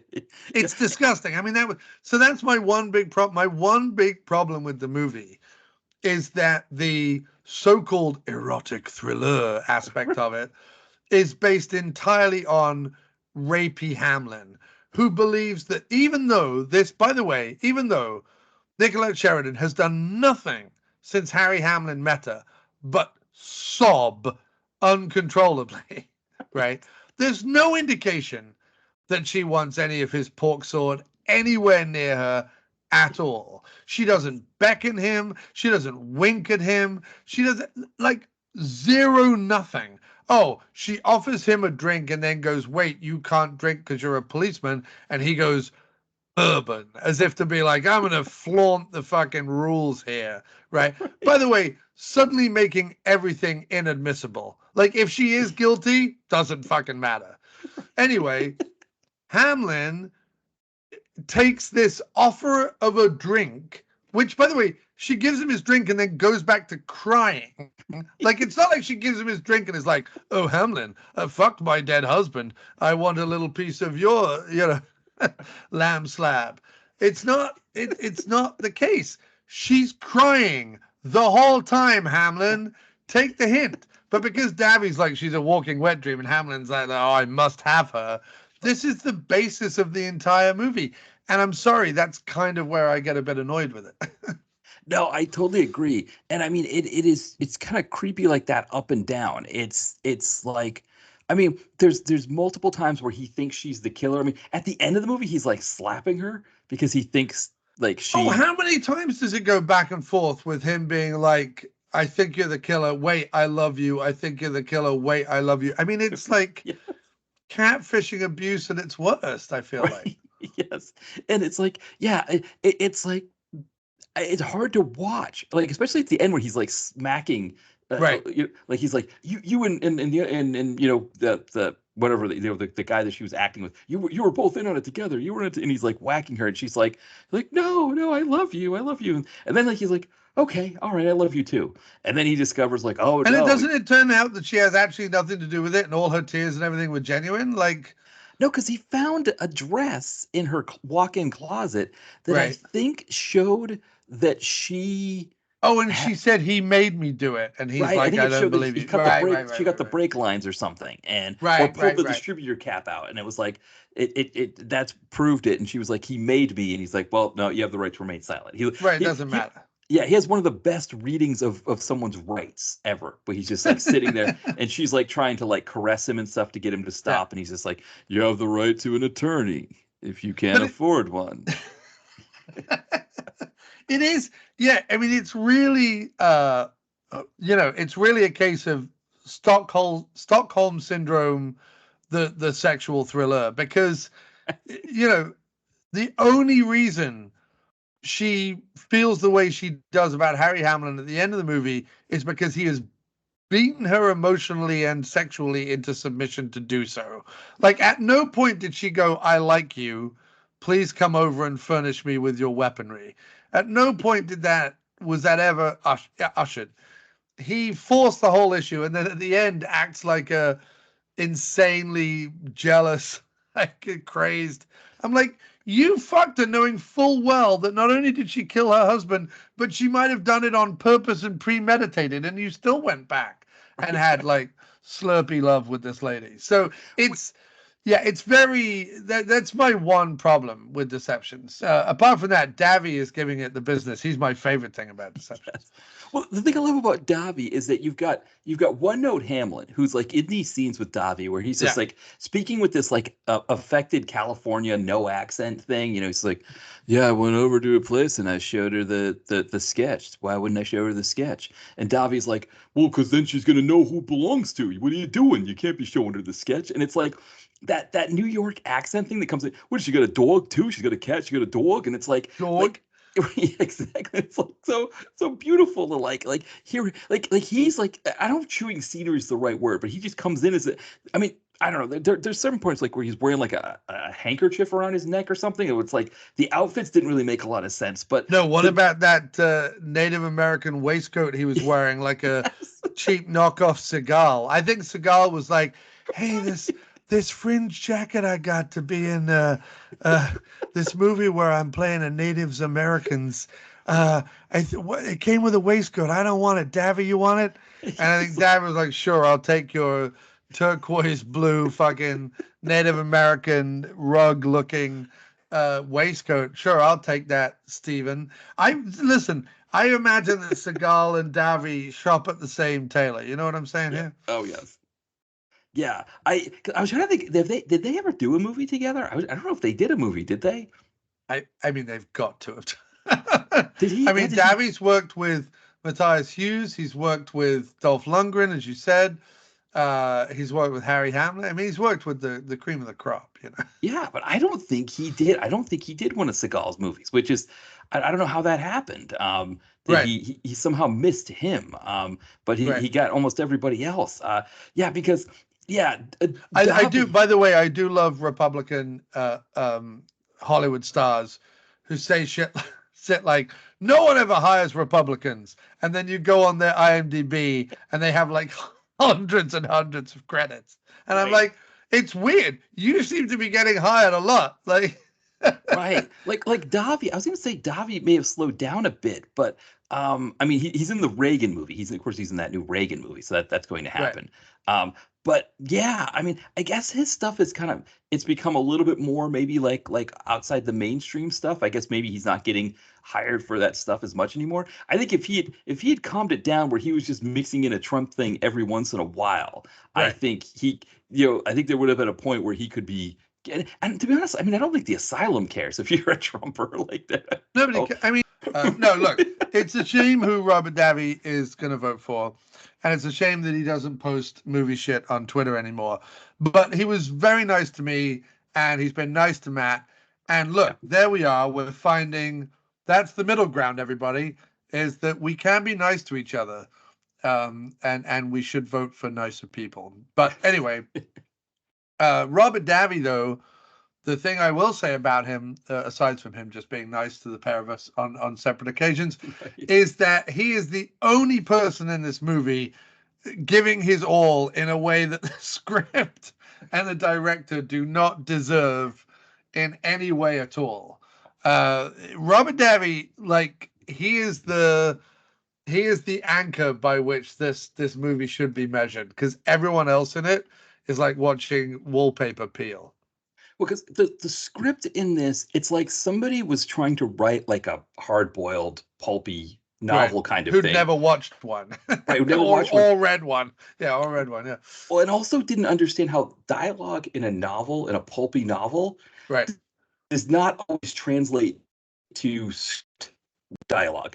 And Right. so it's like the back and forth that the characters were having, whether it's Hamlin and Sheridan, especially Hamlin and Sheridan, the way that they were reciting dialogue, it was just like, this is, you know, I mean, there's like the scene where they're going through the house. They're like searching, they're going through the husband's safe and all that stuff. And the guy who's the safe cracker, he's just like trying to get Davi to sign the thing. He's like, sign on the dotted, you know, and it's like they're trying to use this like kind of cutesy language, like cutesy, like film noir language. But it's the kind of thing that would look great if you were writing it. It would be perfect for something, you know, for a dime store novel or whatever. But in this movie, and like you said, Davi was able to elevate that language in a way that nobody else could. Oh, I feel like it trips off Davi's tongue. I feel like a bit like Peter Weller uses bebop jazz phrases.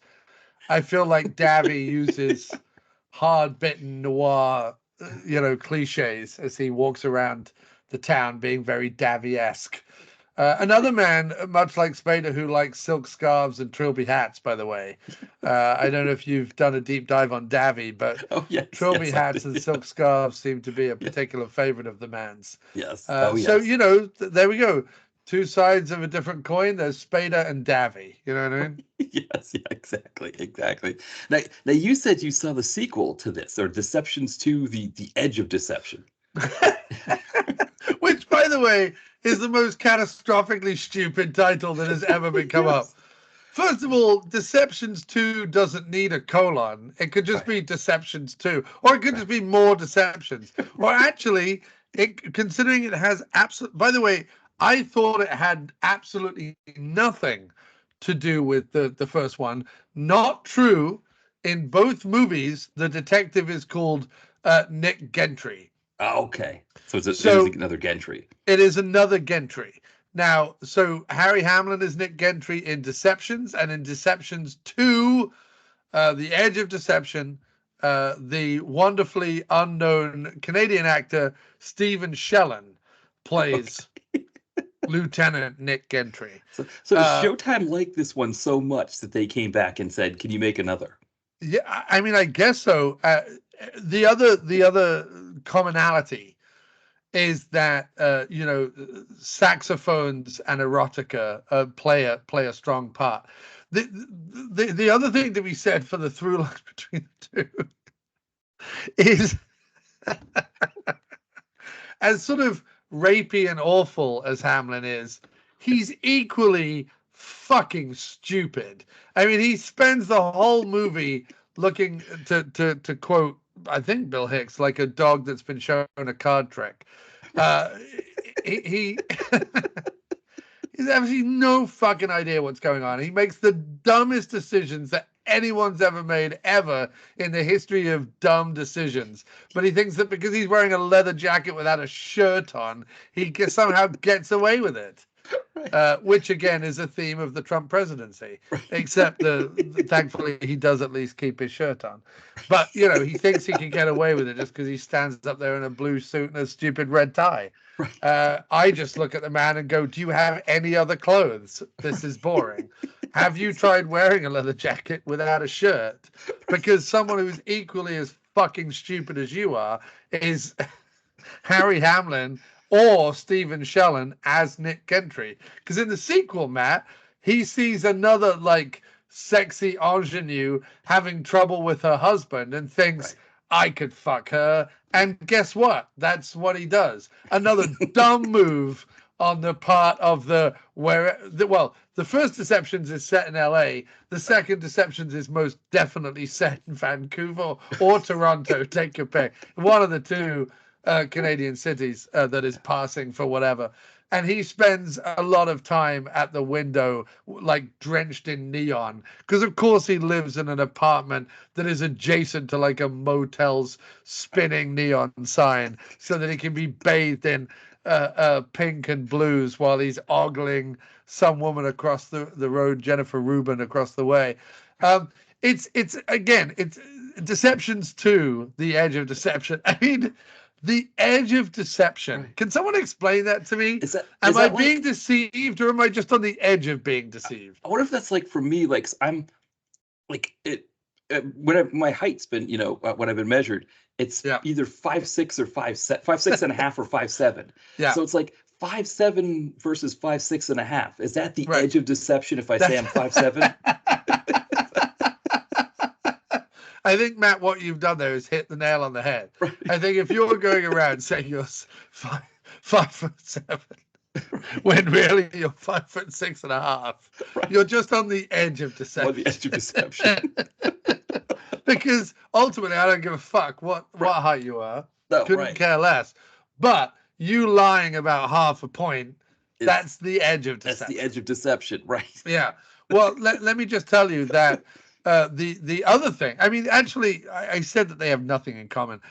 Both movies share a lot in common. They share saxophone soundtracks. They share sexy times.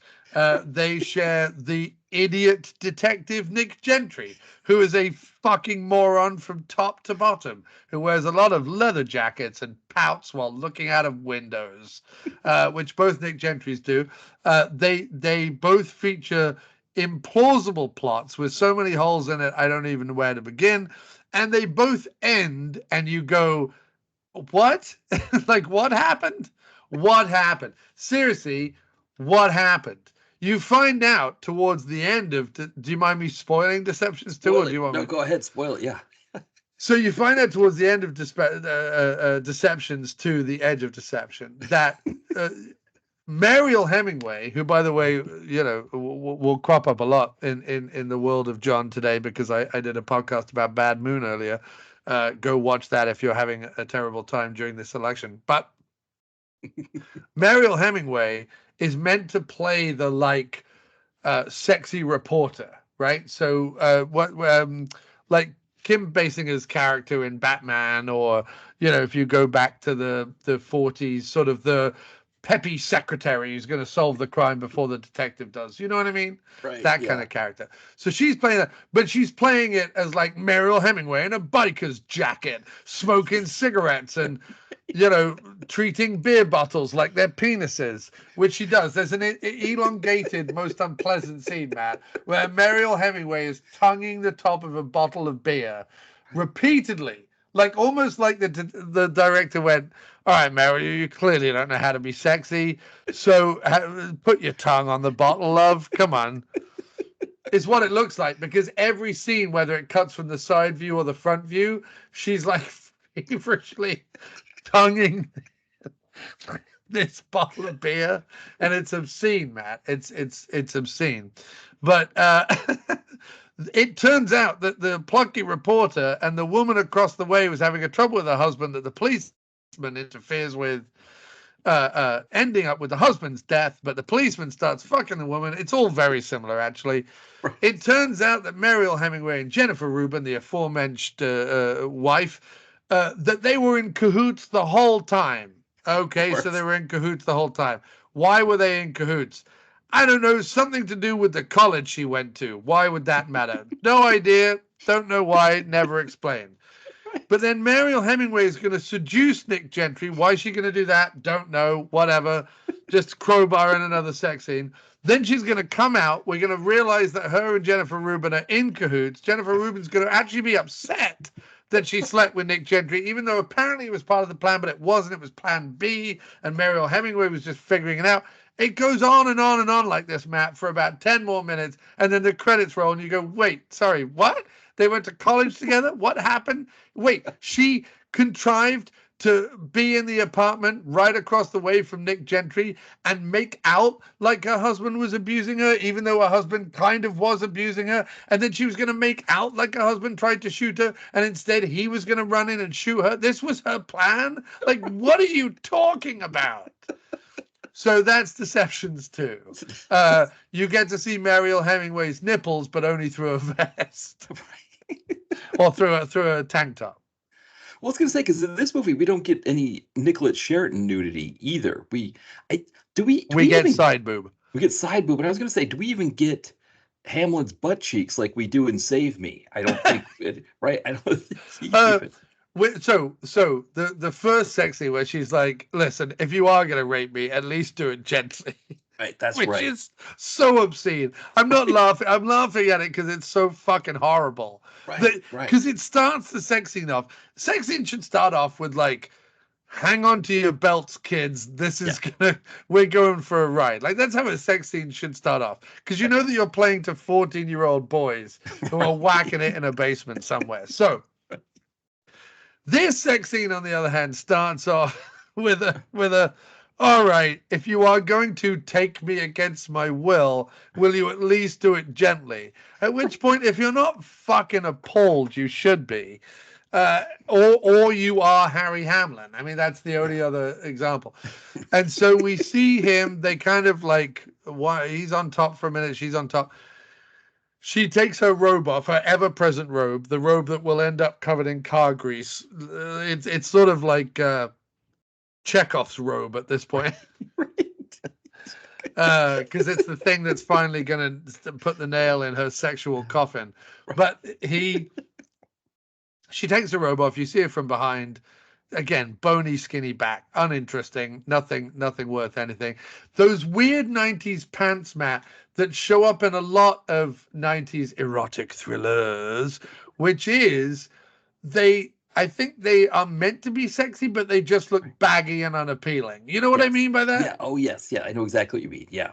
Yeah. There's a bunch, like, if you watch a lot of softcore, you'll often see women in that underwear that's like kind of shiny and silky, and it looks sort of cheap and unappealing because we're so used to now kind of cotton and these sort of natural fibers being the thing, that when we sort of see the synthetic shiny bullshit or the like baggy gathered, like this is a baggy gathered thong or something she's wearing. It's like unappealing, right? Yeah, if you go to the IMDb page, the thumbnail that they have for the trailer, right, you can see her from behind. You can see exactly what you're talking about, and it's like, it looks like a tea strainer attached to a rope. Exactly. And Hamlin's getting he's grabbing the boobs while she's on top of him. Right. And again, you see this scene, this thumbnail of the scene, you think they're having a love scene. You don't realize that Hamlin was forcing himself on her. She's forced to be on top as well, which is sort of the final indignity, that she's got to look down onto his cleft chin. But no, so that's how the sex scene starts. But then it goes in for, and very often this is the case, is you start with the sex scene. This is very true to erotic thrillers of the period, where the sex scene starts with one kind of lighting and cinematic setup, and then goes into like the deep oranges and dark shadows and crevasses of people's bodies, shown in such close-up that it makes it look like Mount Rushmore's fucking the Statue of Liberty. Right. But because you just like, I don't even know what curve or crevice I'm looking at or who's it from. But then they're doing it sat up, right? Like she's on him, he's sat up, and they're kind of like face to face, and you see side boob silhouette side boob on Sheridan. And you see a butt crevice of Sheridan, but I don't think you see butt crevice of Hamlin. And then there's a little bit of whatever, and then it goes to like the next morning, and they wake up and whatever. I mean, it's about as it's about erotic as watching salmon Well, spawn. You know what I mean? and that next morning, right when they get up that next morning, she starts like telling him facts about the case just out of nowhere, and Right. he's like drinking pineapple juice directly out of a can. He's got like no shirt and his And it's jeans not, on. by the way, it's not a small No, Coke it's like a can big. size. Yes, It's like the Dole ultra concentrated, right. not really pineapple that you used to have to open with like an enormous shark like can opener. Yeah, He's just drinking out of that because that's what yeah, men do, Matt. You know what I mean? yes, exactly. It's the Harry Hamlin equivalent of the opening sequence where the hungover cop starts to put coffee in his blender, then he puts like eggs, then he puts like Chinese takeout for the night before, then he puts an old boot, whatever, and he blends it all together and drinks it just out of the blender receptacle, not even out of a glass. He just fucking quaffs it, this cacophony of sickening ingredients. He just quaffs it and walks out. There's always a scene where whatever the hotshot guy is, Right. he's like cooking something or making something. In Shakedown, Peter Weller is like making a shake or some fucking thing and listening to Hendrix. You know, he's like, "Oh, I'm an attorney, but I'm like a hip, cool attorney." Right. Well, him quaffing out of a giant, like, it's the kind of Dole can they would get delivered to a cheap restaurant to put in their dessert. You know what I mean? Right, exactly. That's the fucking pineapple can it is. And he's just quaffing from it like it's nothing. Like it's a kingly goblet. Right, exactly. And he's just delivering these Harry Hamlin lines. Well, she's like, "Oh, well, it might have been this." Well, if that's the case, then we'll have to go call somebody about it. And it's like, okay, all right. Oh, he's such a wooden. Like, Yeah. I like Harry Hamlin. He makes me laugh when he shows up and stuff. He is like a wooden clunker in this movie. I mean, Right.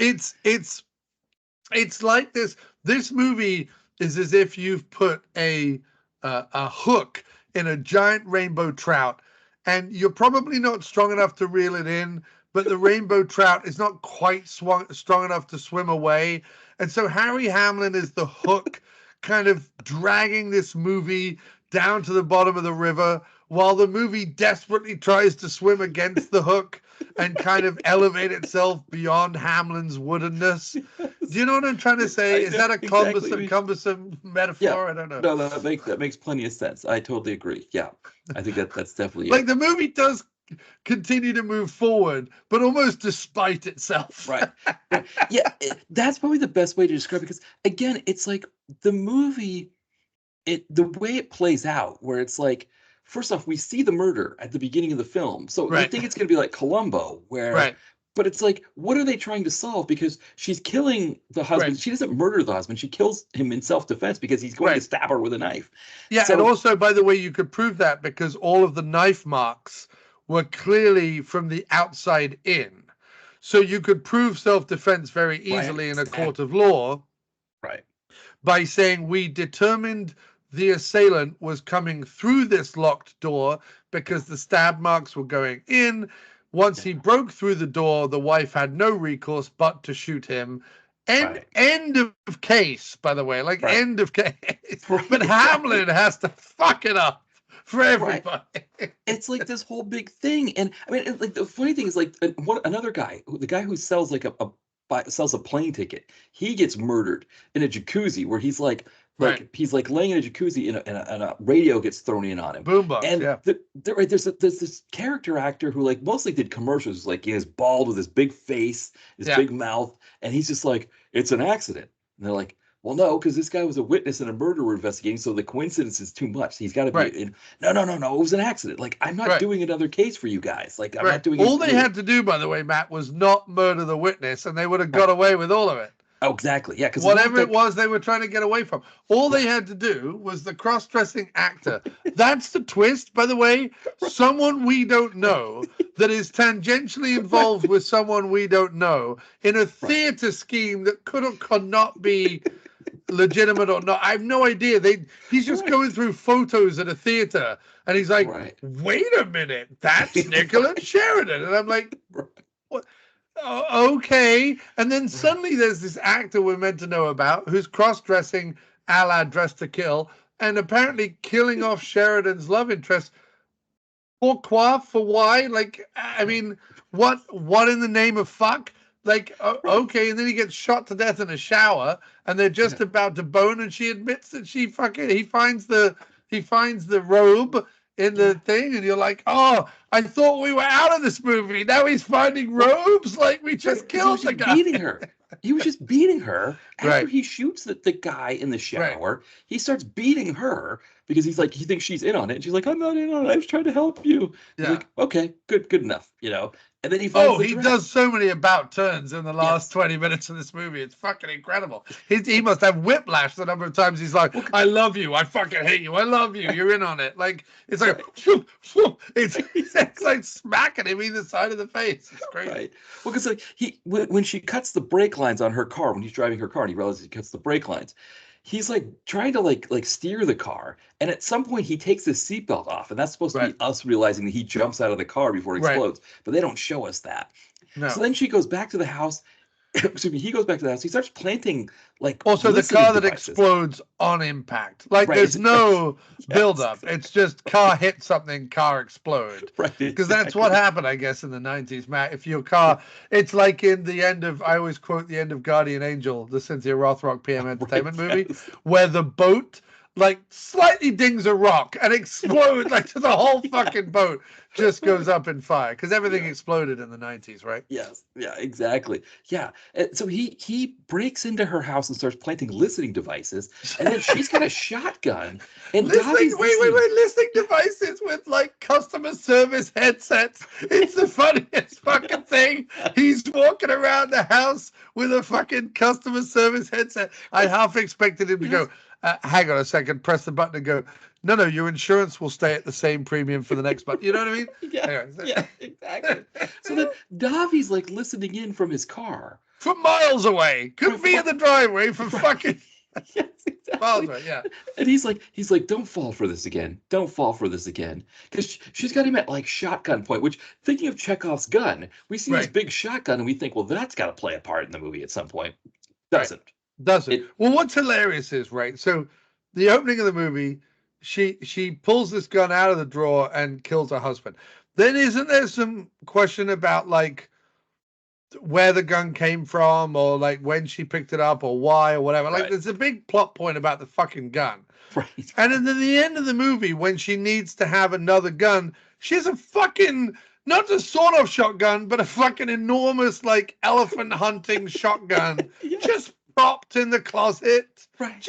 It's just in there, Matt, with the shoes and the fucking scarf, the endless silken robes, because she never wears anything. She, by the way, doesn't have a job, right?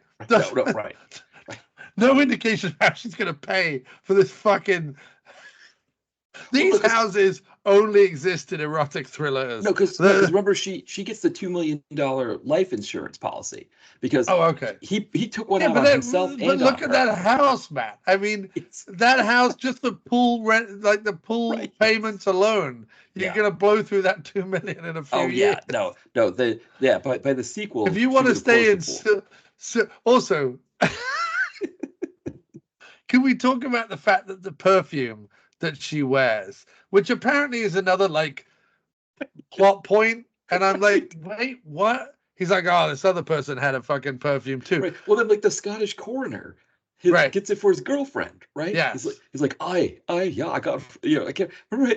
Like we didn't know he was Scottish until he said I. And the perfume is called Deceptions, which is such a, like, it's so, you know what I mean? Right. It's so fucking TV movie of the 90s. Yeah. You know what I mean? Like, Deceptions, just the word is sexy. You know what I mean? Yeah. I mean, and like, he's because he finds it in the place where they found another dead body or something. He finds they're going through the place, and he finds it, and then he's like looking through like ID cards or something. I don't even know what the other stuff was that he was looking for. No, I have no idea how he's like, two people have the same fucking perfume.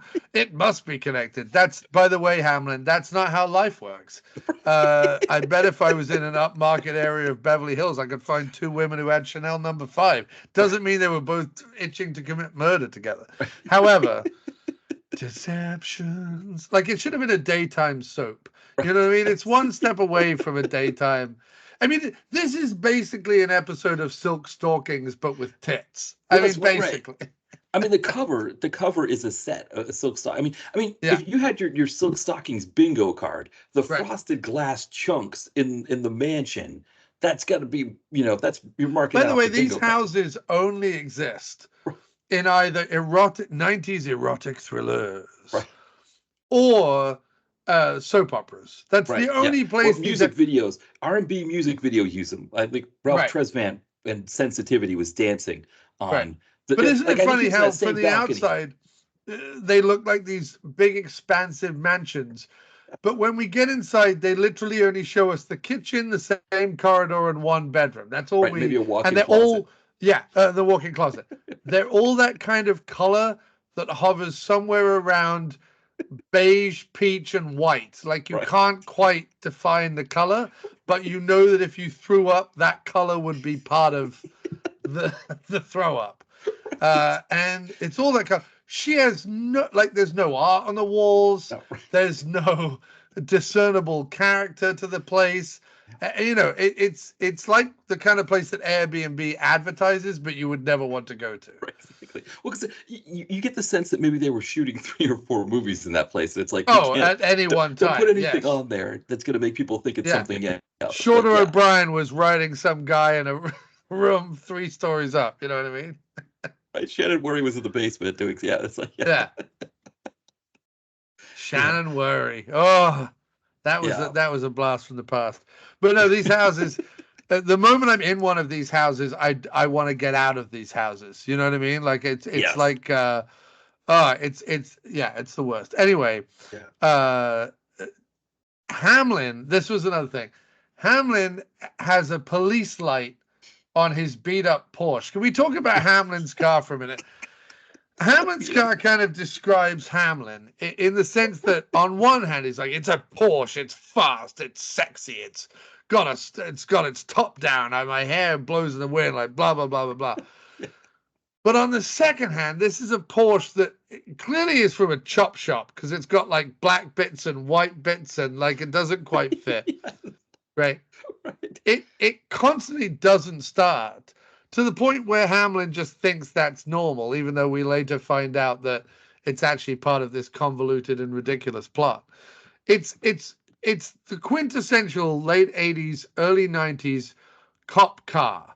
It's like the car Belushi drives in K9.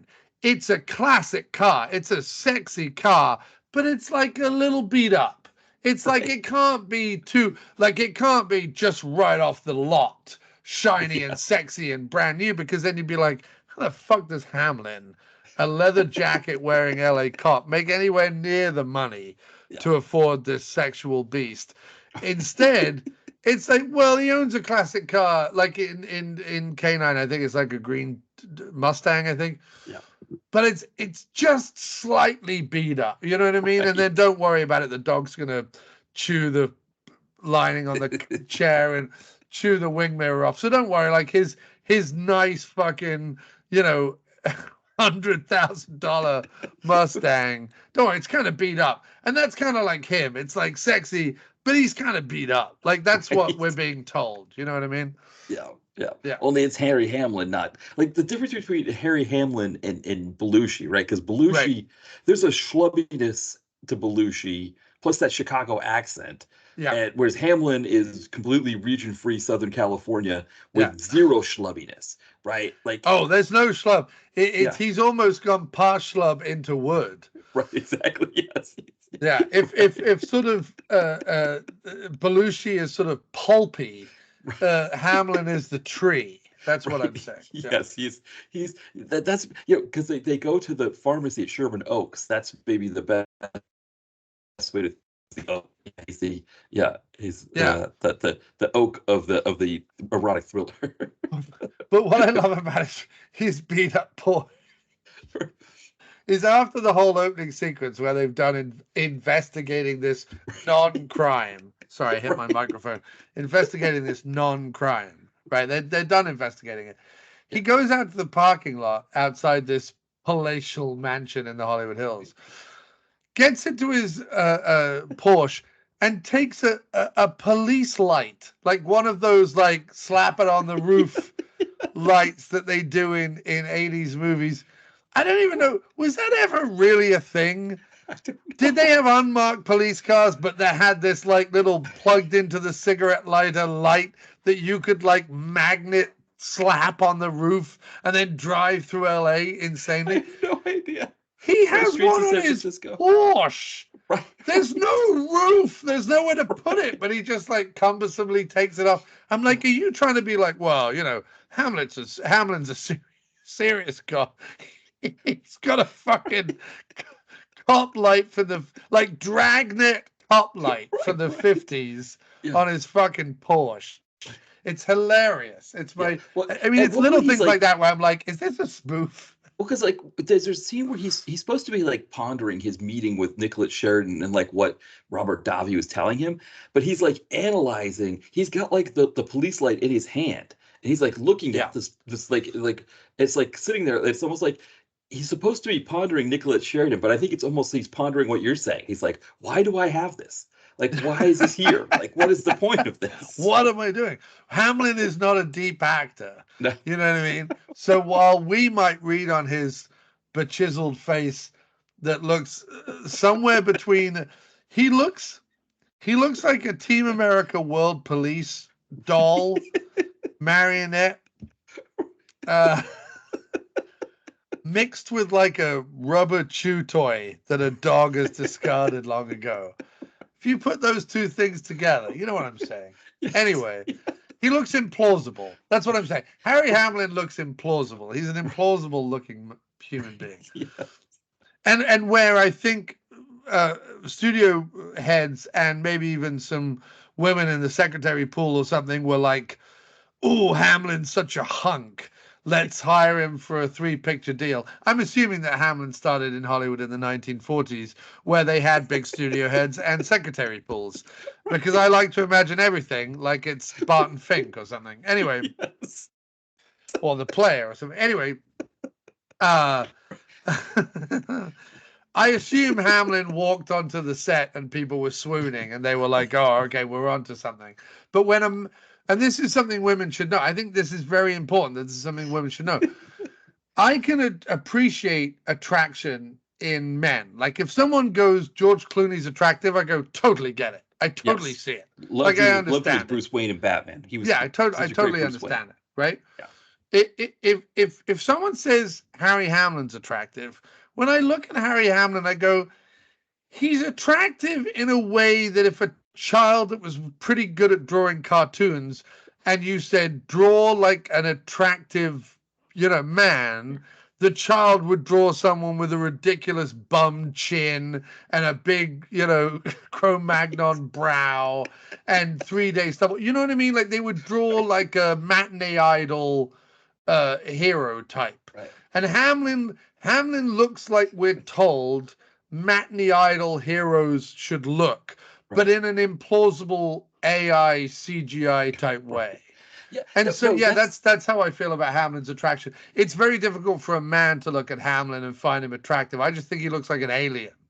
No, you make a great point. Like if Harry Hamlin wasn't born in 51 like he is, right? So if he didn't come of age, doing movies in the 80s, 70s, 80s, 90s like this, but rather he was new today. Like so if Harry Hamlin was born, I guess in 1991, and we're seeing him in stuff, we would be looking at the pictures of him to see if it's got like 3 hands, to see if like AI generated it, right? Like we'd be yeah. Like if he had those fingers that all weirdly web and mold into each other. Yeah. We figure where that is. Yeah. You could show a kid today a still shot of Harry Hamlin in some 80s movie, in this 80s movie on IMDb, and the kid would be like, "Is that an AI generated matinee idol, like wannabe kind of thing?" Yeah, it would be like their AI detectors would be going off. Yeah. Right, totally. Yeah. Because he doesn't look like any other human. Right. Like, if you encountered a human that looked like that in your everyday life, you would run the other way screaming. It wouldn't be like, oh, the sexual allure of Hamlin. You'd be like, AI is real and it has come to life. You know what I mean? There's some like a rubber chew toy fucked a Ken doll, and now we've all got to deal with it. You know what I mean? Like, right. Right. And this must be why boomers don't. They have their AI detectors are off. Hamlin's right. the reason why they can't spot fakes on the internet. Right. That's yes. Yeah. No, and he's implausible just as an individual. But don't get me wrong. I'm a Hamlin fan. I love Hamlin. Yes. Oh yeah. Hamlin's great. He's the other, like, he's up there to me. Like, I kind of think of him sort of as a Ray Wise kind of character actor at this point. Yeah. With a little sly humor to him and whatever. And also, like, Ray Wise, there's another implausible person. Like, Ray Wise doesn't look like any. Ray Wise looks like a vampire from a 1940s comic book came alive. You know what I mean? Or a mobster from, like, Top Cat came alive. You know what I mean? That's what Ray Wise looks like. Right. It's like a Superman cartoon where they weren't using Lex Luthor or Brainiac or somebody, but they had like some, Muggs McGee. Right. Ray Wise looks like Muggs McGee. Muggs McGee. Yeah. That's definitely what's happening. And I'm happy about that. Like, Ray Wise from now on will forever be known as Muggs McGee. I think that's fucking. Oh, that was like the first comic book gangster that I thought of, but yeah. Yeah, no, that's fantastic. Ray Wise is Muggs McGee, and Harry Hamlin is implausible chew toy fucked a Ken doll. Anyway, it's. I wrote some notes for this movie, Matt. That's how engaged I was. I said, what kind of psychopath interviews a crying widow on seemingly one of the worst nights of her life and is so engorged with eroticism that he has to box shirtless when he gets home, drink ice cold water, and then end up pouring it all over himself? All he's done, by the way, is seen a widow cry. That's all he's done. It's not like their eyes met and suddenly there was smoke coming out of their collar and they were licking their lips lasciviously. She was in tears, Matt, on a couch, head in hands, wailing about her dead husband, and he's gone home, and to the sound of saxophone sexual orgasms, he's boxing shirtless, looking out of windows at neon-drenched streets and pouring iced water all over himself because his penis is so engorged by the idea of a widow being almost attractive that he's like, I've got to go home, box, and then pour iced water over myself. I mean, right there, he's a fucking psychopath, is he not? Well, what I love too is that scene beforehand where he's with her. Like, Davi's already questioning her because Davi's already suspicious that what we saw in the first scene. Davi knows exactly. Like, I want to be following Davi, not Hamlin. Yeah, and he's like and she's upset, visibly upset. So Hamlin says to her, "Yeah, you've had a tough night. Maybe tomorrow you'll feel better.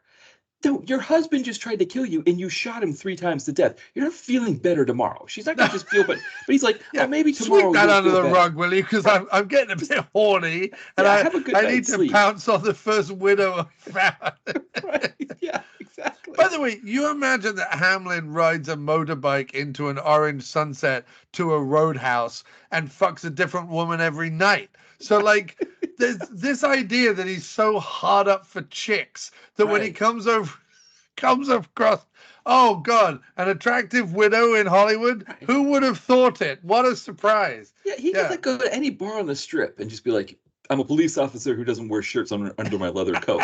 And there'd be some woman sitting there who's like, sure, let's go back to my place. Yeah. Like, I mean, Hamlin could bump uglies with, I'm going to say, about a third of the chicks in LA. And yet here he is predatorily thinking about this one widow he came across on the day she shot her husband. After he tried to kill her. Right, after he tried to kill her. Absolutely terrifying. She is then hounded by Hamlin for the rest of the movie. Right. assaulted by Hamlin Yeah. for the rest of the movie. He catfishes her back and forth because, like, 1 minute he loves her, and then the next minute or gaslight. Is that gaslighting or catfishing? I don't know. It's the same difference. Yeah. But he's, 1 minute he's hot, 1 minute he's cold, 1 minute he's blaming her. It's never his fault, by the way, even though he's the dumbest policeman on the planet, right? Right. One thing I will say about Davi, though, there is a great scene in the police station where, in order to give Davi's like partner a little more character, they've decided that he's going to be like some health conscious salad nut, right? And he's giving Hamlin. This was so weird. He's giving Hamlin shit for eating like basically breakfast bars, like Kind bars or whatever, like what people eat all the time now, right? And like energy bars, Kind bars, protein bars, whatever you want to call it, right? He's giving him shit for eating that and saying, you should treat your body like a temple, while, by the way, lighting up his 88th cigarette of the morning. Yeah, he's just. I mean, he smokes so much in this movie, Davi, that the picture, they couldn't find a still of him to put in that circle on the cover that didn't involve him smoking. Right. The only photographs they had of Davi at any given point was him puffing on a cigarette. But oh no, if you don't eat your salad, you're in trouble. If you eat a cereal bar, you're the worst person ever. Yeah, right. Yeah, I mean, Pop-Tarts at that time, I think it was before they put the frosting on them. So they were just simply these like hard, crusty things with jelly in them.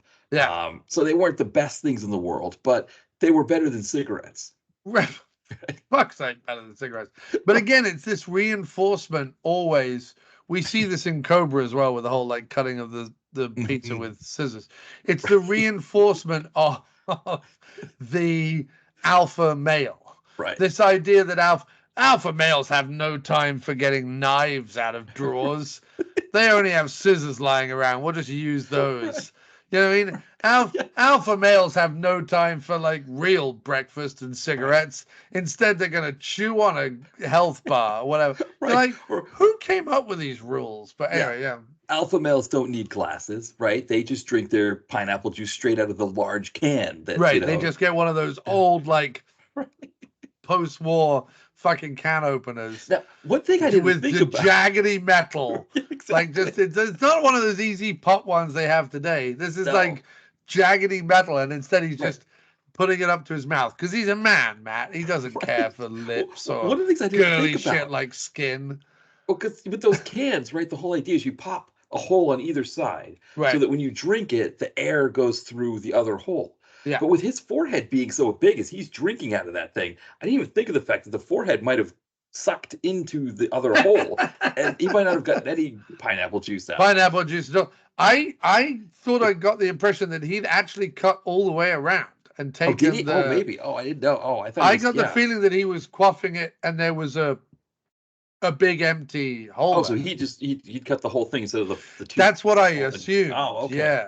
Yeah. I mean, maybe I'm wrong in that. Maybe it was indented enough, but I feel like he was putting it up to his mouth, and we were seeing like depth. You know what I'm saying? Okay. Like his mouth was going. Like his nose was going into it. Okay. Yeah. That's what I feel like. Like you might be right. Yeah. Which again, with a 1989, I'm going to assume that even though this is made in 1990, the can opener was probably from 88 or 89. Right. That ain't going to be a smooth, kid-friendly, pet-friendly metal rim that we have now on cans of tuna.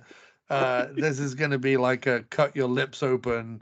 Doesn't matter, I'm a man. Yeah, who needs gums? Fuck it. Yeah. Hamlin, you do appear to be bleeding quite profusely. Fuck it, I'm a man. I don't even put a shirt on when I put my leather jacket on. That sounds uncomfortable. Doesn't matter, I'm a man. My sweat will be an extra layer between me and the coat. I wonder, because the movie was so long, if they edited out the scene where he was at the police station sitting behind his desk with his lip cut. And Davi's like, what's going on? Like, why couldn't you just drink out of a glass? Like, what's going on? Why couldn't you just pour it into a fuck? Or, I don't know, drunk anything out of an actual juice carton rather than, an industrial-sized can of Dole pineapple that they might have in schools to put in some sort of disgusting dessert. The other thing that apparently is a fact around 1989, Matt, is that you could walk into a pharmacy and just go, I'm a cop, and the pharmacist would give you every single tiny minuscule bit of information that you absolutely needed, breaking all sorts of HIPAA rules. Oh, because there was no HIPAA at that time, right? Didn't exist. Right. So you go yeah. You got the pharmacist with his white smock on, and he's like, he's just like, oh, Dilaudid. Yeah, she's got. Yeah, I think the doctor's prescribing too much Dilaudid for her. But hey, back then you just listened to the doctor, right? Because they didn't care. But the best one was he's like, oh, I can't possibly tell you that, sir. And he goes, I'm a cop. Oh, well, if you're a cop, well, that's allowed then. Right, no, that's not how that works. That's by the way, you don't have to even reveal that shit in court. They can't even force you. But anyway, No, but instead he's just like, no, she's been prescribed enough Dilaudid to put an elephant out. Yeah, she's there you go. And that, by the way, does that have anything to do with the plot? No, zero. No. Right. Well, because there's a scene where. By the way, she's so traumatized. The only reason Dilaudid is even part of the plot is she keeps trying to kill herself. Right. He is preying on a woman who is so fucking bereft of existence that she is trying to kill herself with Dilaudid. Right? Happened. Right. Well, because he goes back. Because that's when he assaults her. He goes back. He finds out that she's on Dilaudid. He rushes to her house because he thinks she's going to kill herself. He breaks in. He does like a whole "I'm going to keep watch on you" thing. Right. And then midway through the "I'm keeping watch," he kisses her while she's in bed. And then she's like, no, I don't want to do this. And he grabs her very forcefully. And that's when she says, all right, we're going to do this, do it gently. Right. Like, yeah. But it's like, it's right under the guise of, I'm here to keep an eye on you so you don't take Dilaudid and kill yourself. I'm here to stop you killing yourself. Yeah. Instead, I'm going to be a bit rapey. And then at the end of the movie, when you were talking earlier about him like slapping her around, my favorite bit was when he was hitting her repeatedly with the wig. Right, he grabbed the wig. He was so, again, this might have been Davi's influence with the whole trans thing, but he was so shocked. Apparently he had not seen Dressed to Kill 10 years earlier when it came out in the cinema. Or Psycho when it came out 30 years previously to this movie. But he was so shocked by the idea of a killer man in a wig that he hits her about the face and neck with said wig. Right. Yeah. Right. Because somehow he gets in his head once she's dead.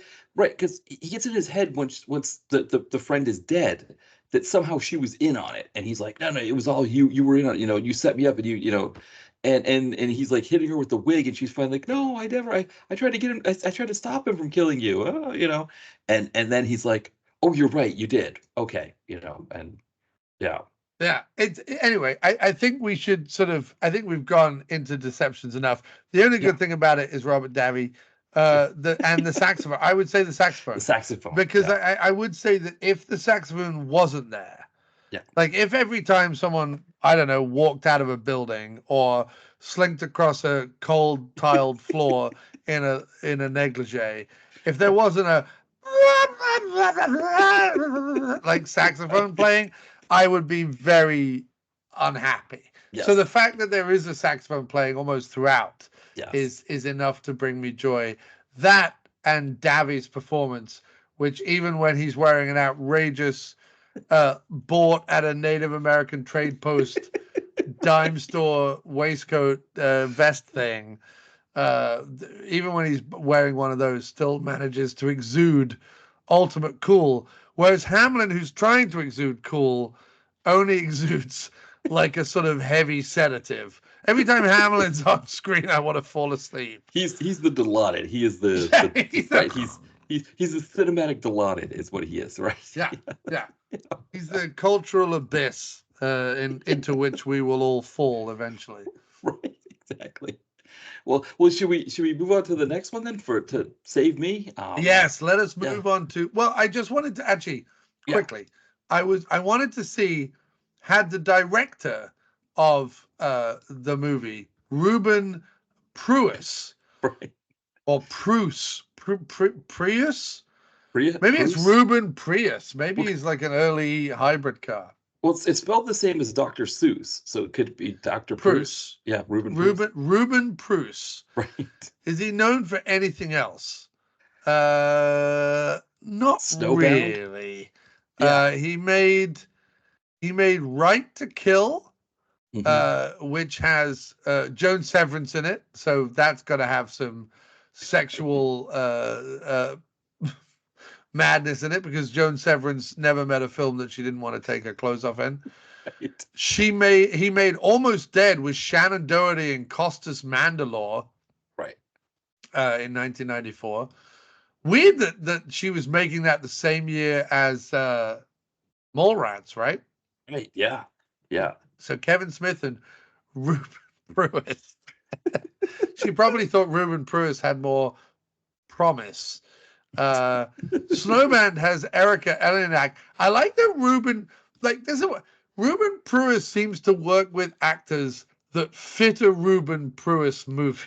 You Right. know what I mean? Exactly. Like Erica Eleniak and fucking Harry Hamlin and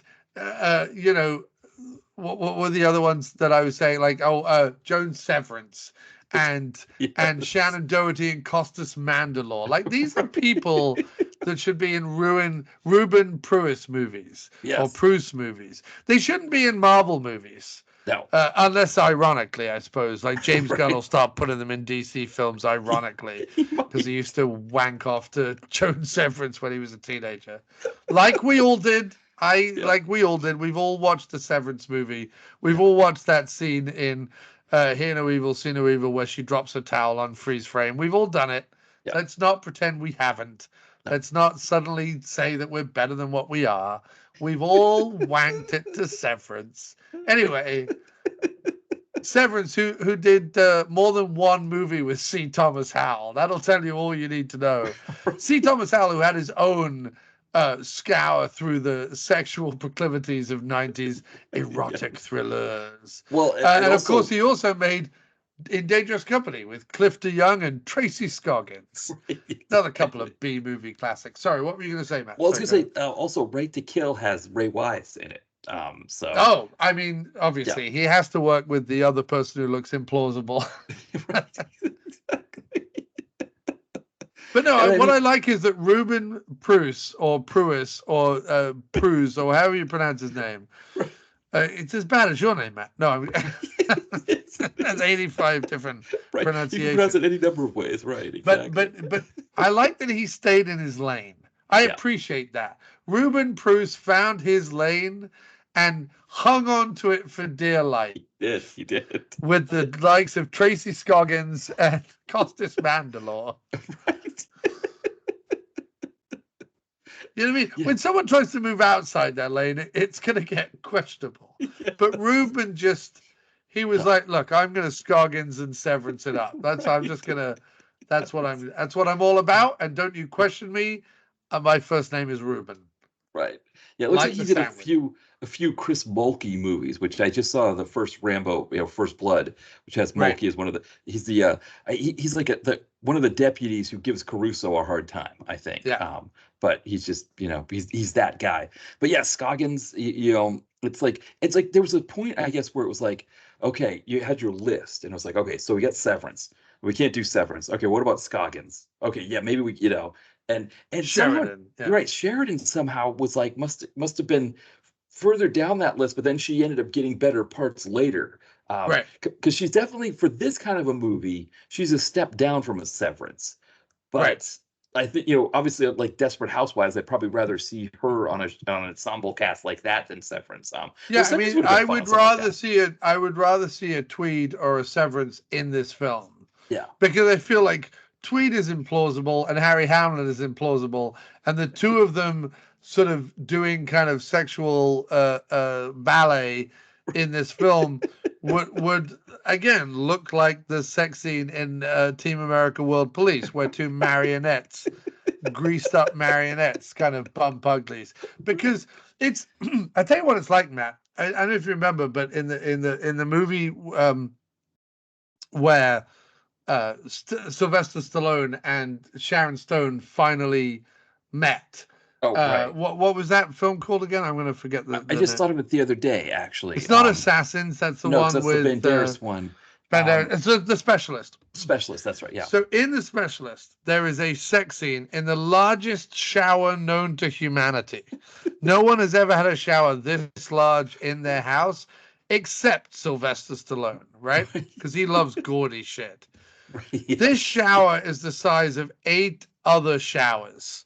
Like showers that you and I regularly shower in, Matt. Right. This shower is 8 times the size, right? Right. Him and Sharon Stone at their most waxed, Yeah. like at their most greased up, waxed, shiny. You know where people go from being people to just being kind of weird, waxy blobs? Like fucking Nicole Kidman is now just a weird, waxy blob. I love how people keep casting Nicole Kidman as like the regular housewife. I'm like, no one's ever had a housewife that looks like their face is caving in and a bug is trying to escape from their nostrils. Like, but that's what Nicole Kidman looks like because she's put so much fucking waxed plastic in her face. Well, that's her and Courtney Cox and the others. There was a time in the 90s where Sharon Stone and Sylvester Stallone, both so packed full of prosthetics and plastic surgery that you can believe it, came together in a shower, and it is. I urge you to find it because it's possibly the least erotic thing I've ever witnessed in my 45 years on the planet. Because it does look like someone just got 2 knobbly coasters and a rub. It looks like, I tell you what it looks like. It looks like someone got 2 Crocs, 2 like Croc shoes, and are just like rubbing it together. You know how like Croc shoes are like knobbly but also rubbery? Right. That's what it looks like. Well, that's what the sex scenes look like in any Harry Hamlin film. Yes, that's a good point. It's funny. I was just watching the Rocky movie, the Rambo, the first 3 Rambo movies, and it is interesting because Stallone I think was born in '46, and so it's like the in his 30s, into his 40s in those '80s movies, he looks fine, right? He looks like and something happens when he starts to get older, and he's like, I don't want to get older, Right. And now it's like you see him now. He's like he's almost 80. He's like 78 years old. Yeah. And it's like there's a certain point, I guess, where you just become Bruce Campbell in Escape from LA. Like you don't ever you can't reverse it. Like you can't just say like, you know what, I'm gonna get old now. I'm just gonna be old because you've already done so much. Like the top half of his head doesn't move at all. Well, the I think almost all the Expendable movies, he's so like he's dyeing his goatee. Right. He's clearly had Botox from the, or plastic surgery.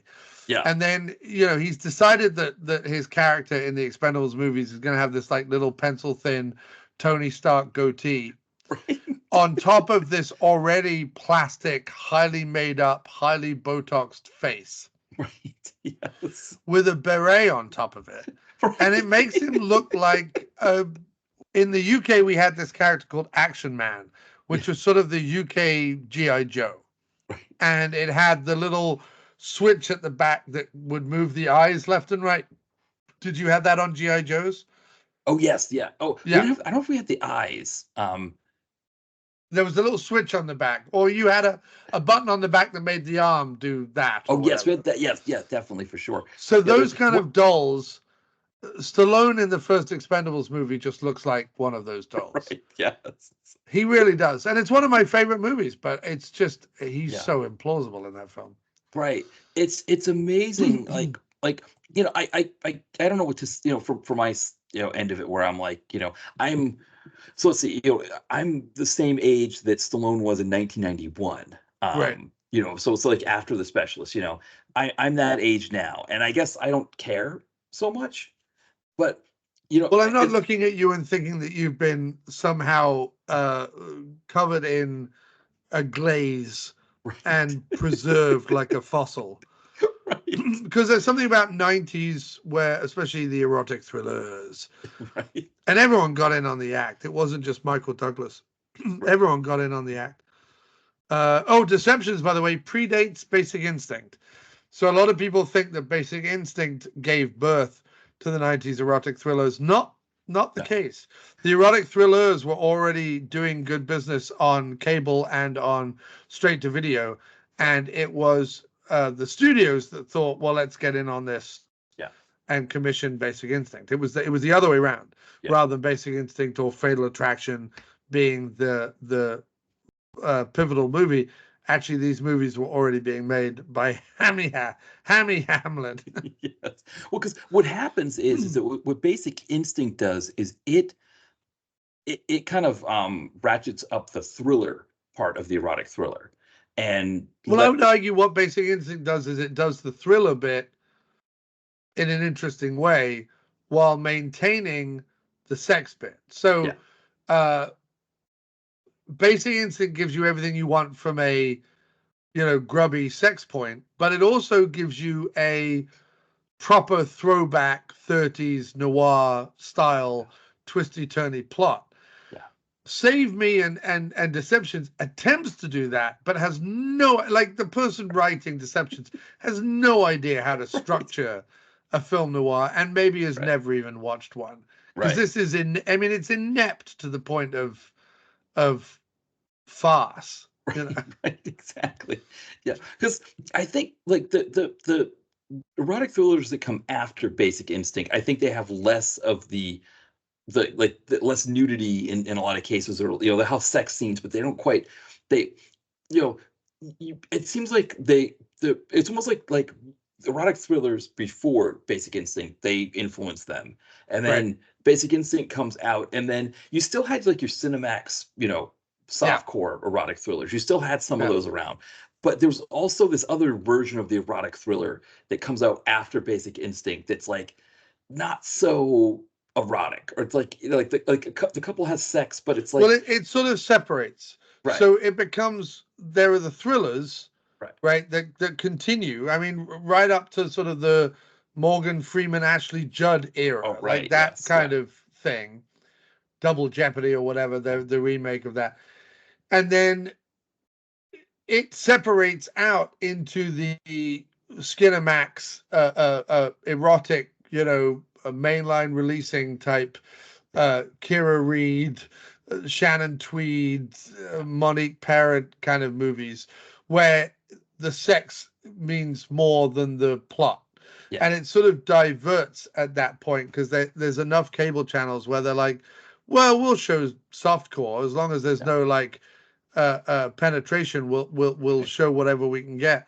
And so this two cottage industries cropped up from this one thing, the erotic thriller, separated, and one became softcore and one became more thriller than erotic. Even if there was a little dalliance, it wasn't as full blown and ridiculous as Deceptions, Save Me, or indeed Deceptions 2, The Edge of Deception. Exactly. Yeah. Where we do, at least at the very least, get to see Mariel Hemingway's nips exactly. through a thin top. All right. So we'll stop things here, and then we'll pick things back up on Thursday. So definitely check us out then, where we look at Save Me and kind of wrap up this conversation on Harry Hamlin and erotic thrillers. But thank you, everybody, for listening, and we'll be back soon. Bye, everyone.